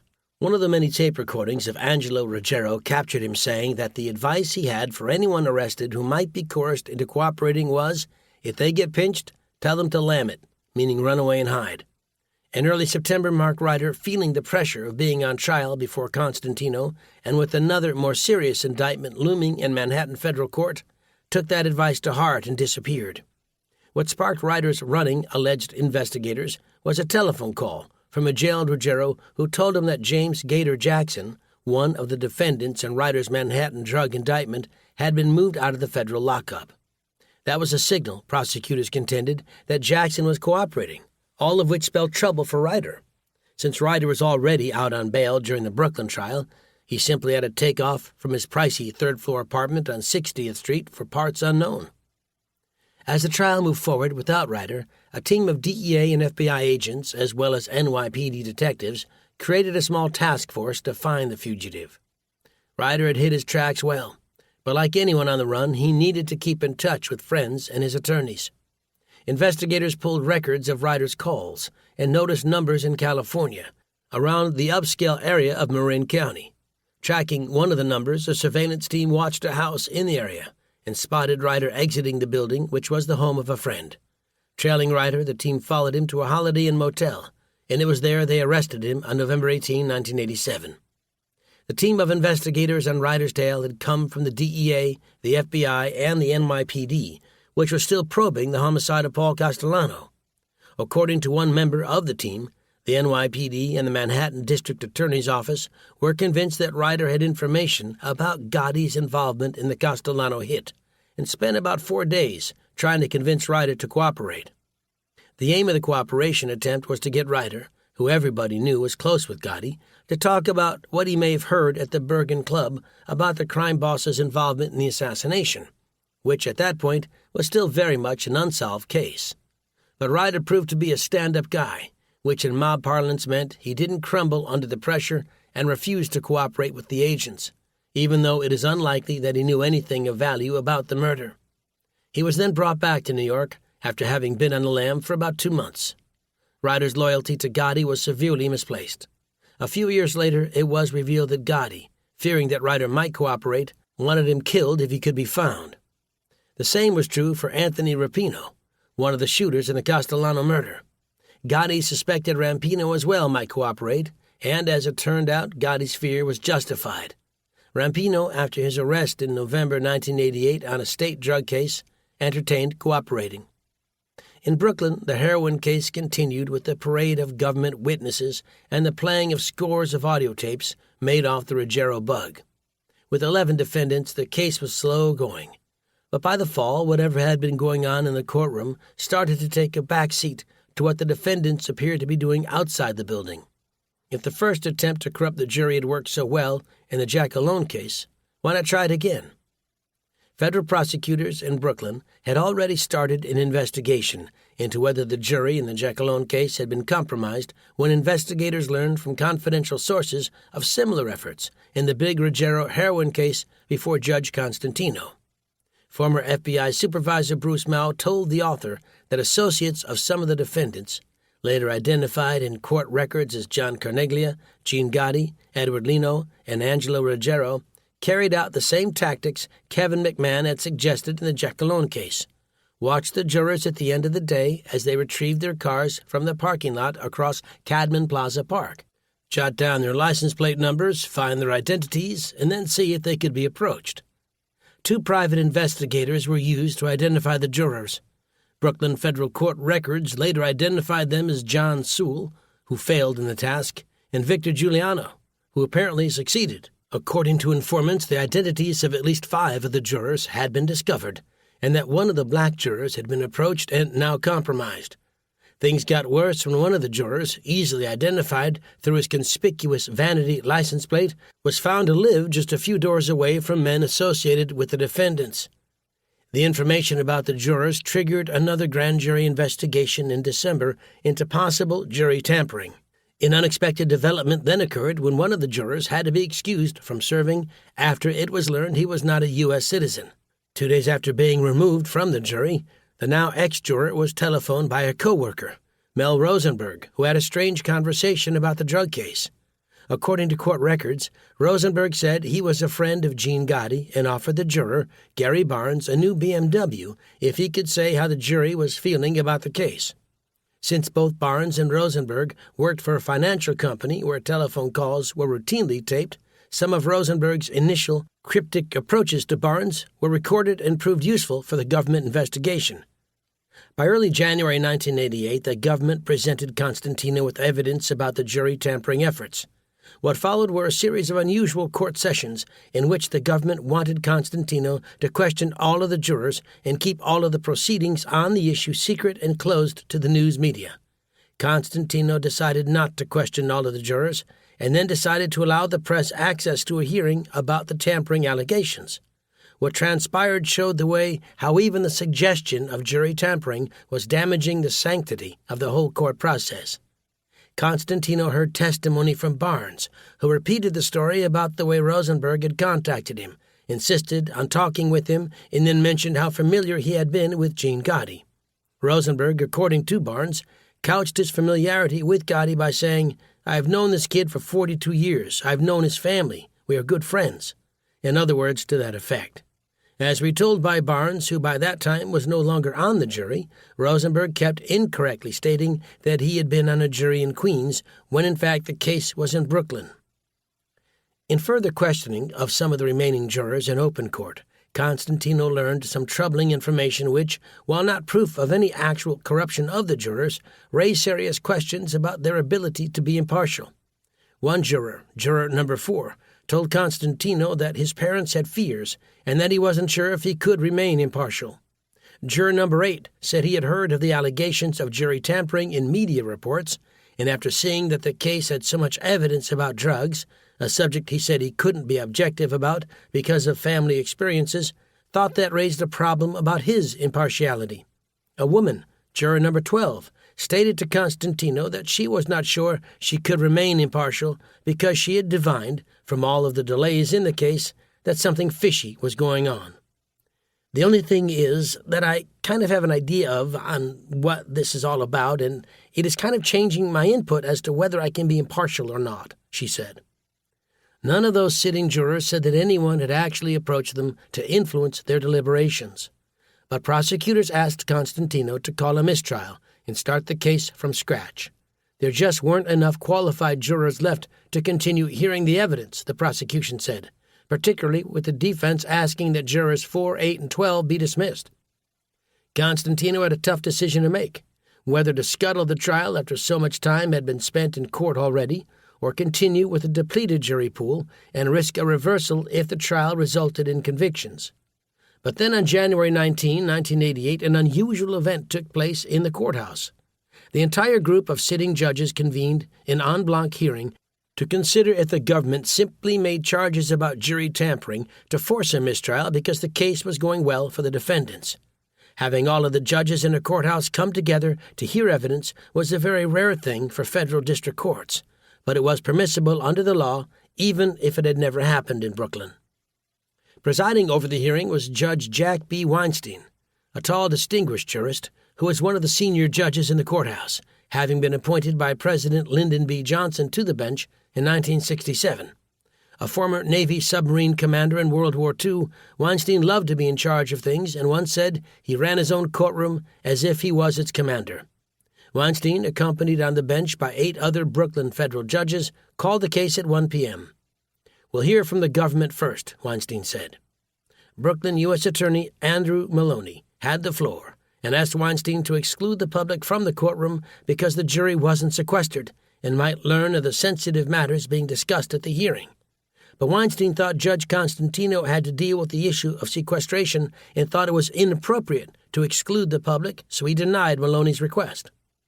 Because the hearing dealt with sealed records in a grand jury proceeding, the colloquy between the lawyers and the judge in what everybody agreed was an extraordinary hearing was a bit strained since the public was in the courtroom. But Maloney indicated for the first time on the public record that the investigation had to do with jury tampering. Since the FBI was concerned that its confidential sources might be revealed, endangering their lives, Maloney got the court to accept all documents and grand jury materials in confidence, with the judges themselves writing confidential on the material because the prosecutors hadn't had time to do it before the hearing. Turning to the defense attorneys, Weinstein said that he gathered their position was that the government essentially was trying to sabotage the trial by raising the issue of jury tampering in bad faith, thereby forcing a mistrial. Attorney Ronald P. Fischetti, who represented Gene Gotti, agreed with Weinstein's characterization, but didn't want to reveal too much in such a public forum. But Fischetti said there had been nothing shown in the trial court hearing which indicated that any of the jurors had been improperly approached. At the hearing, Your Honor, that was conducted in open court, the evidence that was submitted by the government, in our judgment, was woefully inadequate and did not reach the standard that the court would reach in order to determine jury tampering, said Fischetti. Fischetti also disputed the prosecution's view that the evidence against the defendant was overwhelming, and thus provided a motive for jury tampering. There simply was nothing in the government's claims about jury tampering which indicated what a defense would be against the indictment. "We have not had, if I may say, our turn at bat," argued Fischetti, stressing that the defendants didn't want a mistrial and believed they could continue with the case. The defense attorneys had made clear earlier that they would oppose any mistrial on the grounds that it would expose their clients to double jeopardy. Weinstein and the other judges decided that the government had in good faith brought the allegation that some defendants had tampered with jurors. That ruling cleared the way for Constantino to finally decide that the government allegations of tampering compelled him to declare a mistrial. He also unsealed some of the government records, which had stated one juror was approached and now compromised. Maloney was asked by reporters what was meant by the word compromised, and his answer was blunt: bought and paid for, in the bag. Maloney was prepared to start the retrial immediately and also revealed that the allegations of jury tampering in the case, as well as claims about similar tampering in the Jack Malone trial, were undergoing a grand jury investigation. The probes were going to get very hot, Maloney said. The defense attorneys stuck to their argument that any retrial would be double jeopardy since the government had caused the mistrial. The actual calling of the mistrial came after Constantino told jurors 4, 8, and 12 that they were excused. He then replaced 2 of them with alternates. But that still left only 11 jurors, not the 12 normally seated in a case. Because of that, Constantino called a mistrial and thanked all of the jurors for their service. His only explanation to the now dismissed jury about what had happened to lead to the mistrial was serious matters came before this court. Gene Gotti seemed incredulous about what had happened. Fischetti told reporters that his client couldn't get a fair trial now, since future jurors would be afraid to vote for an acquittal, thinking they might be accused of having been tampered with. Ruggiero's attorney, Jeffrey Hoffman, sounded bitter, saying the government had accomplished its goal of getting a mistrial. The government did not want the jury to vote in this case, said Hoffman, and as a result, the publicity caused by the unsupported charges of jury tampering allowed the government to succeed. Constantino unsealed some of the government documents, and they alleged that Carneglia, Gene Gotti, Ruggiero, and Lino had learned the identities of at least 5 of the anonymous jurors for the purpose of fixing this case, and have compromised one of the jurors who is presently on the panel. So months of trial went out the window. 10 defendants would all have to stand trial again. Oscar Ansurian, John Carneglia, Gene Gotti, brothers Anthony and Cesar Guarino, Edward Lino, Canadian gangster Joseph Lopresti, Anthony Muscatello, the wandering Mark Ryder, and Angelo Ruggiero. But Constantino wasn't going to have to see their faces again.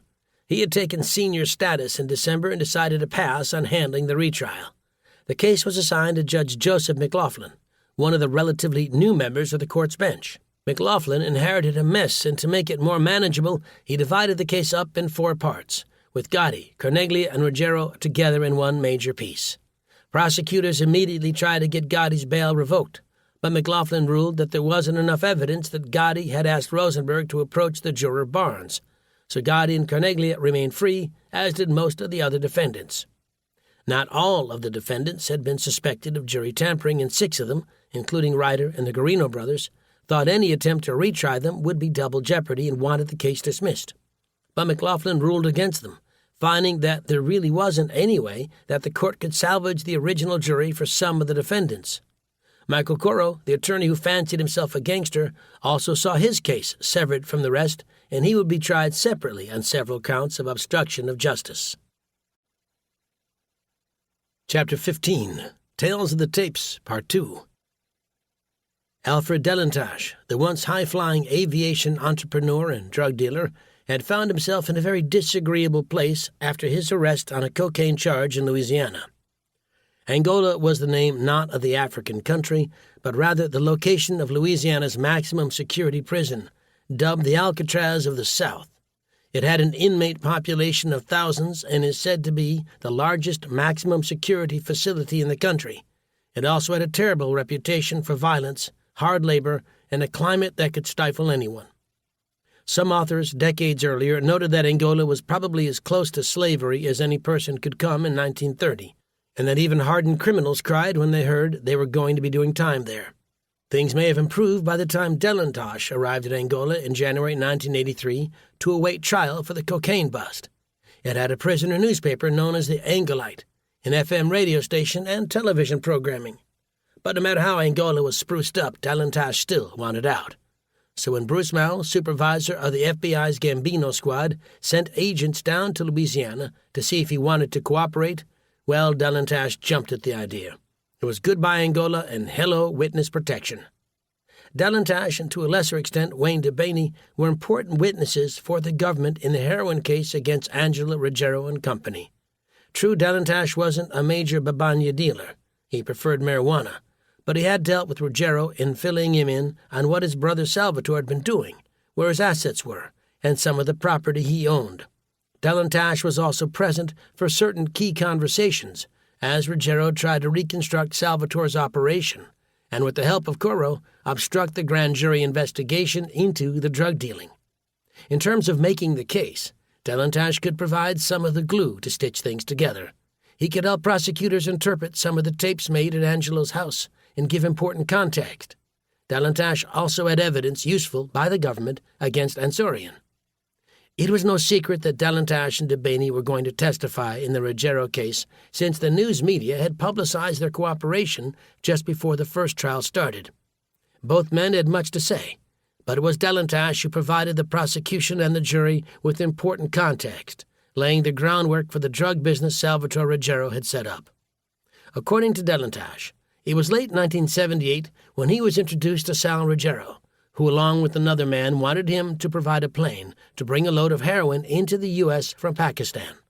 Delantash agreed to provide the aircraft and the pilot, who happened to be George Morton, and the deal was set. According to a November 2014 story about Delantash on the website Narratively, written by Jeff Maish, he only knew Ruggiero by his pseudonym, Steve Terry, and wouldn't learn about his mafia connections until later. But the $150,000 Ruggiero dangled in front of Delantash was enough of an enticement to try heroin smuggling. But according to Delantash, the Pakistan deal fell through after the heroin supplier there got busted by Pakistani authorities. Then, recalled Delantash, Ruggiero introduced him to a contact in the marijuana business, and the three men agreed in June 1979 to attempt to fly about 10,000 pounds of marijuana into Florida. But this second venture was also star-crossed. The plane developed mechanical problems and was forced to land in Melbourne, Florida, and the load of pot was seized. A few days later, Delantash's close friend, Wayne DeBaney, pilot Morton, and their business partner in the drug deal were arrested for the ditched load. While DeBaney was cooling his heels in a Florida jail cell, he was visited by an attorney he had never met before, Michael Coro of New York. In their statements to the government and at trial, DeBaney and Delantash said that Coro said he was brought into the case by Sal Ruggiero, who at that point, while living in Florida, was actually a fugitive from New York, on the lam in 3 cases: heroin smuggling, hijacking, and tax evasion. Coro was able to get bail for DeBaney, but the defendant decided to have another lawyer represent him at trial, where he, Morton, and all the other defendants, save one, were acquitted. Having dodged another bullet with a marijuana seizure, Delantash must have been feeling invulnerable. He agreed after the acquittal of his sidekicks to team up with Sal Ruggiero and Oscar Ansurian, another mob-connected drug dealer, to bring in more marijuana loads. So from about July 1980 through June 1981, Delantash told prosecutors, the group flew in about 28 loads of marijuana, about 2,500 pounds a load, to Millville, New Jersey. In his interview with author Maish, Delantash said his supplier was Carlo Lederer, the former Colombian drug lord, who he met at a Miami restaurant with Ruggiero. As Delantash related to Maish, he took some $40,000 in bribe money to spread among government officials, customs officers, and the military in places like the Bahamas and Colombia to assure he had safe passage. Back in Millville, where Delantash used an old World War II vintage hangar for his planes, the cargo was then taken by van to Westchester County, where Delantash grew up, and distributed throughout the New York metropolitan area. Part of one load even made it to John Carneglia's junkyard in East New York. Each load, said Delantash to the FBI, brought in $75,000, which was split between himself, Ruggiero, and Ansurian. The marijuana business was going well until, in the summer of 1981, when one of the customers was arrested in Boston. It was then that the smugglers decided to suspend the flights into New Jersey until it seemed safer. By early 1982, Ruggiero, Delantash, and Ansurian began talking about reviving the marijuana business, but in the end, according to Delantash, decided against it. It seemed that Ruggiero owed Delantash a great deal of money for prior marijuana shipments and didn't want to pay, likely because he was a bit strapped for cash, given the demands of his fugitive lifestyle. Ruggiero and his friends in the Gambino crime family saw more profit potential in heroin, so they called off their discussions with Delantash about marijuana and tried to convince him to fly in heroin. Delantash was reluctant to do that. It seemed too risky. Despite several meetings, which were amicable, Delantash told investigators that he didn't want to get involved at that point in shipping heroin on his planes. But the fact that Delantash may have had cold feet about the heroin trade didn't stop others in the Gambino crime family from trying to forge drug connections. During one February 23, 1982 surveillance, FBI agents spotted John Carneglia and Angela Ruggiero travel to New Jersey, where they visited mob-connected drug connections, El Francisca and Arnold Scudieri. Both men lived in the high-income town of Englewood Cliff, and it was there that Ruggiero and Carneglia were seen by FBI surveillance teams. Scudieri was a known heroin dealer, with 2 convictions for heroin distribution in the 1950s, a first-degree manslaughter conviction, and one for income tax evasion, FBI record showed. In other words, Scudieri had a good resume for mob life. But the fact that he had been nabbed and convicted on drug charges was a roadblock to his attempts to become a soldier in the Gambino family. Siska, an associate of the Lucchese crime family, was considered by the DEA to be a major narcotics violator, with a 1973 conviction for distributing over 26 pounds of heroin, which netted him a 12-year prison sentence. It was unclear what Ruggiero and Carneglia discussed with Siska and Scudieri at their meeting. The FBI had a bug operating on Ruggiero's house, but the tapes didn't provide insight into the subject of the meeting. But a little over a week after the Englewood Cliffs meeting, Ruggiero and Scudieri were surveilled meeting in Queens at a deli by the intersection of Linden Boulevard and 79th Street. After the meeting, Scudieri and an unidentified man he was traveling with got into their car, with the unknown man holding what appeared to be a package in his jacket. Was it drugs? The FBI seemed to think so. As a fugitive, Sal Ruggiero had a lot on his plate. He not only had to live a secret life, but he had a wife and 2 children to take care of. That he managed to do so by making money, both legal and illegal, showed how industrious and careful he could be. He had the drug business for certain, but there are also legitimate holdings, which Sal Ruggiero had, which were held through a carefully constructed web of people who acted as fronts. He had Michael Coro, the lawyer, to thank for some of that. As stressful as the life of a fugitive could be, Sal Ruggiero did his best to try and give some normal existence to his children. In early April 1982, he flew down to Florida with his son in Dylan Tash's Learjet for a Disney World vacation. It was kind of a male bonding experience, since neither Ruggiero's wife Stephanie nor the couple's daughter traveled with father and son. But Ruggiero's interest in Florida went beyond amusement. Ruggiero took another trip in April 1982 to Disney World in the Learjet to meet up with Oscar Ansorian to arrange a heroin transaction, according to Dylan Tash's testimony, his FBI debriefing, and records of the amusement park. The earlier trip by Ruggiero with his son might very well have been a reconnaissance for the heroin trip, although that will never be known. While in Florida, Ruggiero heard from Dylan Tash, who had some troubling news. A New Jersey State police officer had visited Dylan Tash to inquire about the Learjet and its pilot, George Morton.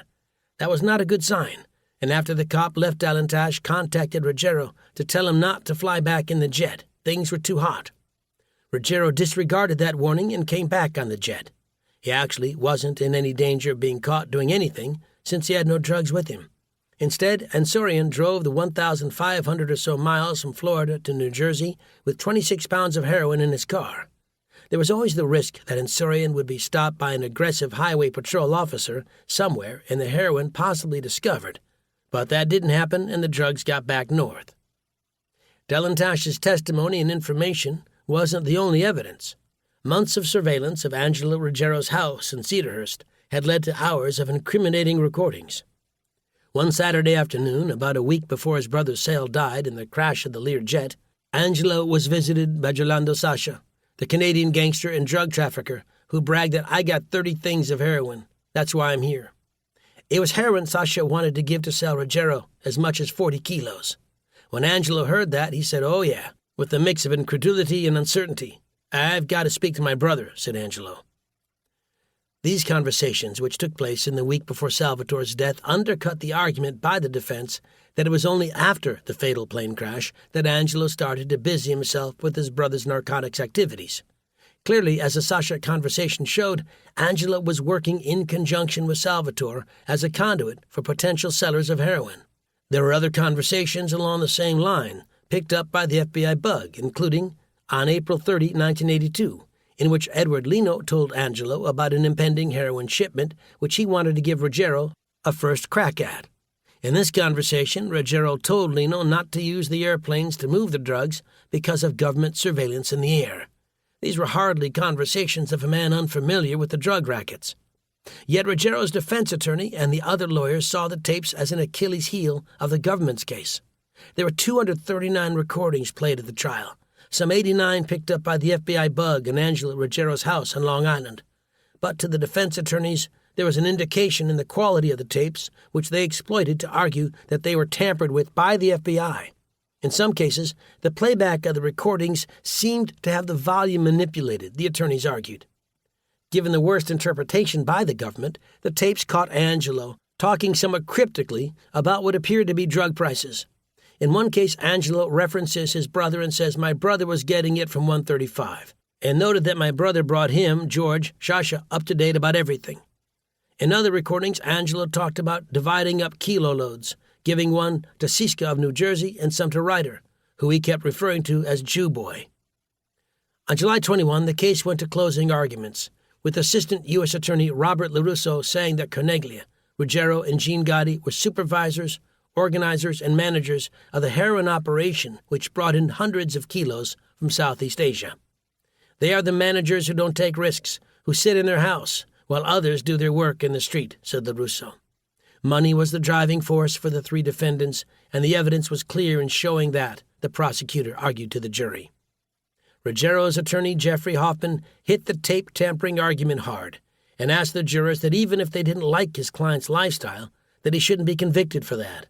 "I ask you not to accept this terribly flawed case," Hoffman said. Ronald Fischetti, who represented Gene Gotti, not only hit the tape tampering issue, but pointed out that not one witness could take the stand and say that Gotti was a drug dealer. Well, that was the case in the Brooklyn trial, perhaps, but across the Hudson River, in a different federal courtroom, another jury had heard evidence which implicated the Bergen crew in heroin. Arnold Scudieri and Alphonse Siska, the two Englewood Cliffs men Ruggiero and Corneglia had visited in 1982, were convicted of conspiring with the Bergen men, including Gene Gotti, of distributing and selling heroin. In the New Jersey trial, the key witness was Richard Pasqua, a former heroin dealer who became a federal witness.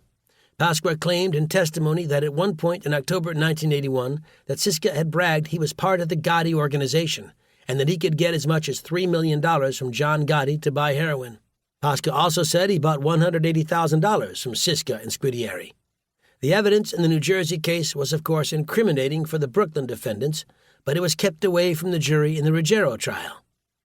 In Brooklyn, the jury deliberation went on for 7 days, which in a federal case is a long time.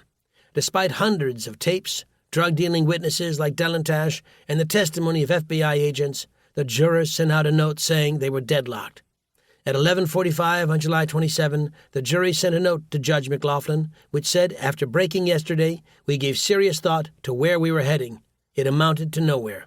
No matter how hard they tried, the jurors felt they wouldn't reach a verdict with any more deliberations. Faced with such a note, McLaughlin called a mistrial. It was a decision which pleased no one. Corneglia seemed bitter as he told reporters, "Sure, I am upset. This case was over downstairs in the first trial, and it's over here. Their theory is if Denver plays Washington enough times, Denver might eventually win." The latter reference was to the miserable record of the Denver Broncos football team compared to that of the Washington Redskins. "I feel empty, having been with it for so long and not having a resolution," said a downcast and disappointed LaRusso. Gene Gotti and Ruggiero were feeling the stress of being in legal limbo, particularly Ruggiero, who was still being held without bail. A few days after the mistrial was announced, the jury foreman talked to reporters and kept his identity confidential. The tapes, the foreman said, were the problem for the jurors. At one point, the jurors, by a show of hands, voted on the reliability of the FBI tapes, and it was clear that the issue was far from clear. 7 felt there was no tampering, and 5 felt the possibility existed, not that they actually did it, stated the foreman. "We didn't try to pinpoint who or what caused the tampering. We realized after 7 days of replaying the tapes, we were beyond the point where we could agree on the tapes." Years later, LaRusso said that he had wanted the court to give the jurors both the tapes and transcripts of the recordings to aid the jurors in their listening. But McLaughlin decided to give the jurors the option of listening to the tapes with or without the transcripts. This, prosecutors believed, caused some of the confusion with the jurors about the tape's reliability. After the mistrial was announced, Brooklyn U.S. Attorney Andrew Maloney said that the way the jurors seemed to accept the defense claims that the recordings were tampered with made the jury seem like gullible tourists who could eventually be sold the Brooklyn Bridge. The jury foreman didn't like Maloney's criticism and opined that he thought the government would have a hard time convincing a new jury. The foreman was also critical of the way FBI agent William Noon played the recordings in court, seeming to raise the volume at some to have the jurors hear what he wanted them to hear. But Maloney was set on trying the case a third time, and McLaughlin set September 7 as a tentative trial date. The judge did cut Ruggiero a break, granting him a $1 million bail after the mistrial. McLaughlin also wanted to make sure Ruggiero didn't get involved in any mob activity while free, in order that he not associate with his co-defendants, except when he needed to plan legal strategy. He also told Ruggiero to stay away from any alleged members of the Gambino crime family. For whatever reason, McLaughlin was not going to handle the retrial of the Bergen crew. Instead, the case was assigned to Judge John Bartels, who, at the age of 91, was the oldest jurist in the Brooklyn courthouse. The case would remain in a holding pattern for several months, and it was not until April 1989 that, with Ruggiero becoming progressively sicker from cancer and requiring surgery, that Bartels decided to sever him from the case. The court just couldn't wait the 2 or 3 months that it might require Ruggiero to recuperate. Bartels said he wanted to get the case over with and knew that Gene Gotti and John Carneglia wanted the same. While much of the public attention in 1987 and 1988 was focused on the Gambino crime family and the heroin trial, there was much going on behind the scenes with the FBI. The Bureau didn't stop its probe into the Bergen crew and the rest of the crime family. Far from it. With Gotti very much the public face of the mob and taunting the cops with his very public persona after his acquittal in the Jacqueline case, the FBI began to intensify its investigation by getting authorization from the Department of Justice to conduct extensive electronic surveillance of Gotti and his men. After all, the heroin case surveillance effectively ended in July 1982 with the FBI, but Gotti's operation continued to grow and assert itself after he became boss for all practical purposes in December 1985. Things were happening, and the FBI informants were giving Mao and his agents plenty of ammunition to target Gotti for additional electronic surveillance warrants. The Gotti crew was considered a national priority by the FBI, and the spigot for money was opened, although by modern standards the amounts weren't very much, perhaps $20,000 a crack, according to FBI records. By 1987, Gotti and the Bergen boys were given top priority out of New York, where it was soon learned that he had offices in the Manhattan garment district, namely at the companies of Louis Kasman. The garment industry had long been a mob bailiwick, and for the Gambino family in particular. The now shelved underboss Joe Angallo controlled the Greater Blouse Association, a trade group, along with 2 other mafia families. Thomas Gambino had interests in major garment trucking companies, and mob loan sharks provided cash-strapped manufacturers with usurious loans, often leading to organized crime takeovers of a company. For Gotti, he was linked by investigators to Kasman's Scorpio Marketing and Albee Trimming Companies, 2 garment district firms, which was a way of providing him with a source of seemingly legitimate income. Kasman, who was Gotti's confidant and considered the mob boss's adopted son, was only too happy to accommodate him and served as an unofficial chief of staff. Mao and his investigators in New York were, as one FBI memo stated, to be given all manpower and support personnel that will be needed to carry out what was planned to be a massive wiretapping and electronic surveillance of Gotti and his upper echelon bosses. Running the investigation on the prosecution side was Brooklyn U.S. Attorney Andrew Maloney and his strike force chief, Laura Bravetti, all of whom thought bugs and wiretaps were the way to go to get Gotti. Over time, the investigation, codenamed Hatter, focused on Gotti's haunts all around the city, the Garment District, the Bergen Hunted Fish Club, and the Ravenite Social Club. Of course, Gotti had made it easy for the FBI spies because of the way he demanded his hierarchy and captains show up at the Ravenite. Gravano would later rail against this move by Gotti, and with good reason. FBI records showed how Gotti conducted much of his business at the Ravenite in walk-and-talk conversations outside the club, away from any bug inside. Gotti, being surveillance-conscious, frustrated the agents with his outdoor way of doing business. FBI officials, according to internal agency memos, believed they weren't getting fruitful results from the electronic surveillance. Limited success was how they characterized the results. The stage was now set for some more inventive surveillance techniques, beyond the usual wiretaps and bugs of Gotti's usual circuit. Agents had a number of places to spy on for Gotti, but needed to figure out which location was the best to plant a bug to listen to his criminal conversations.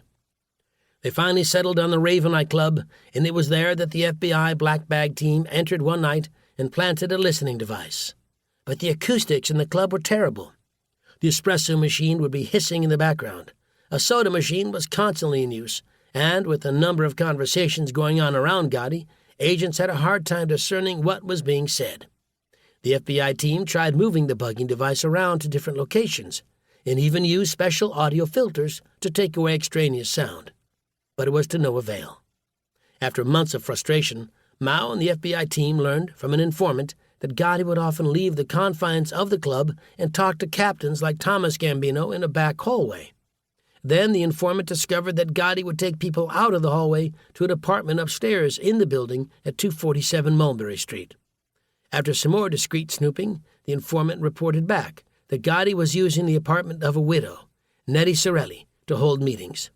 The widow's husband had been Michael Sorelli, a Gambino soldier, and the apartment had been used by Della Croce for secret meetings when he was alive.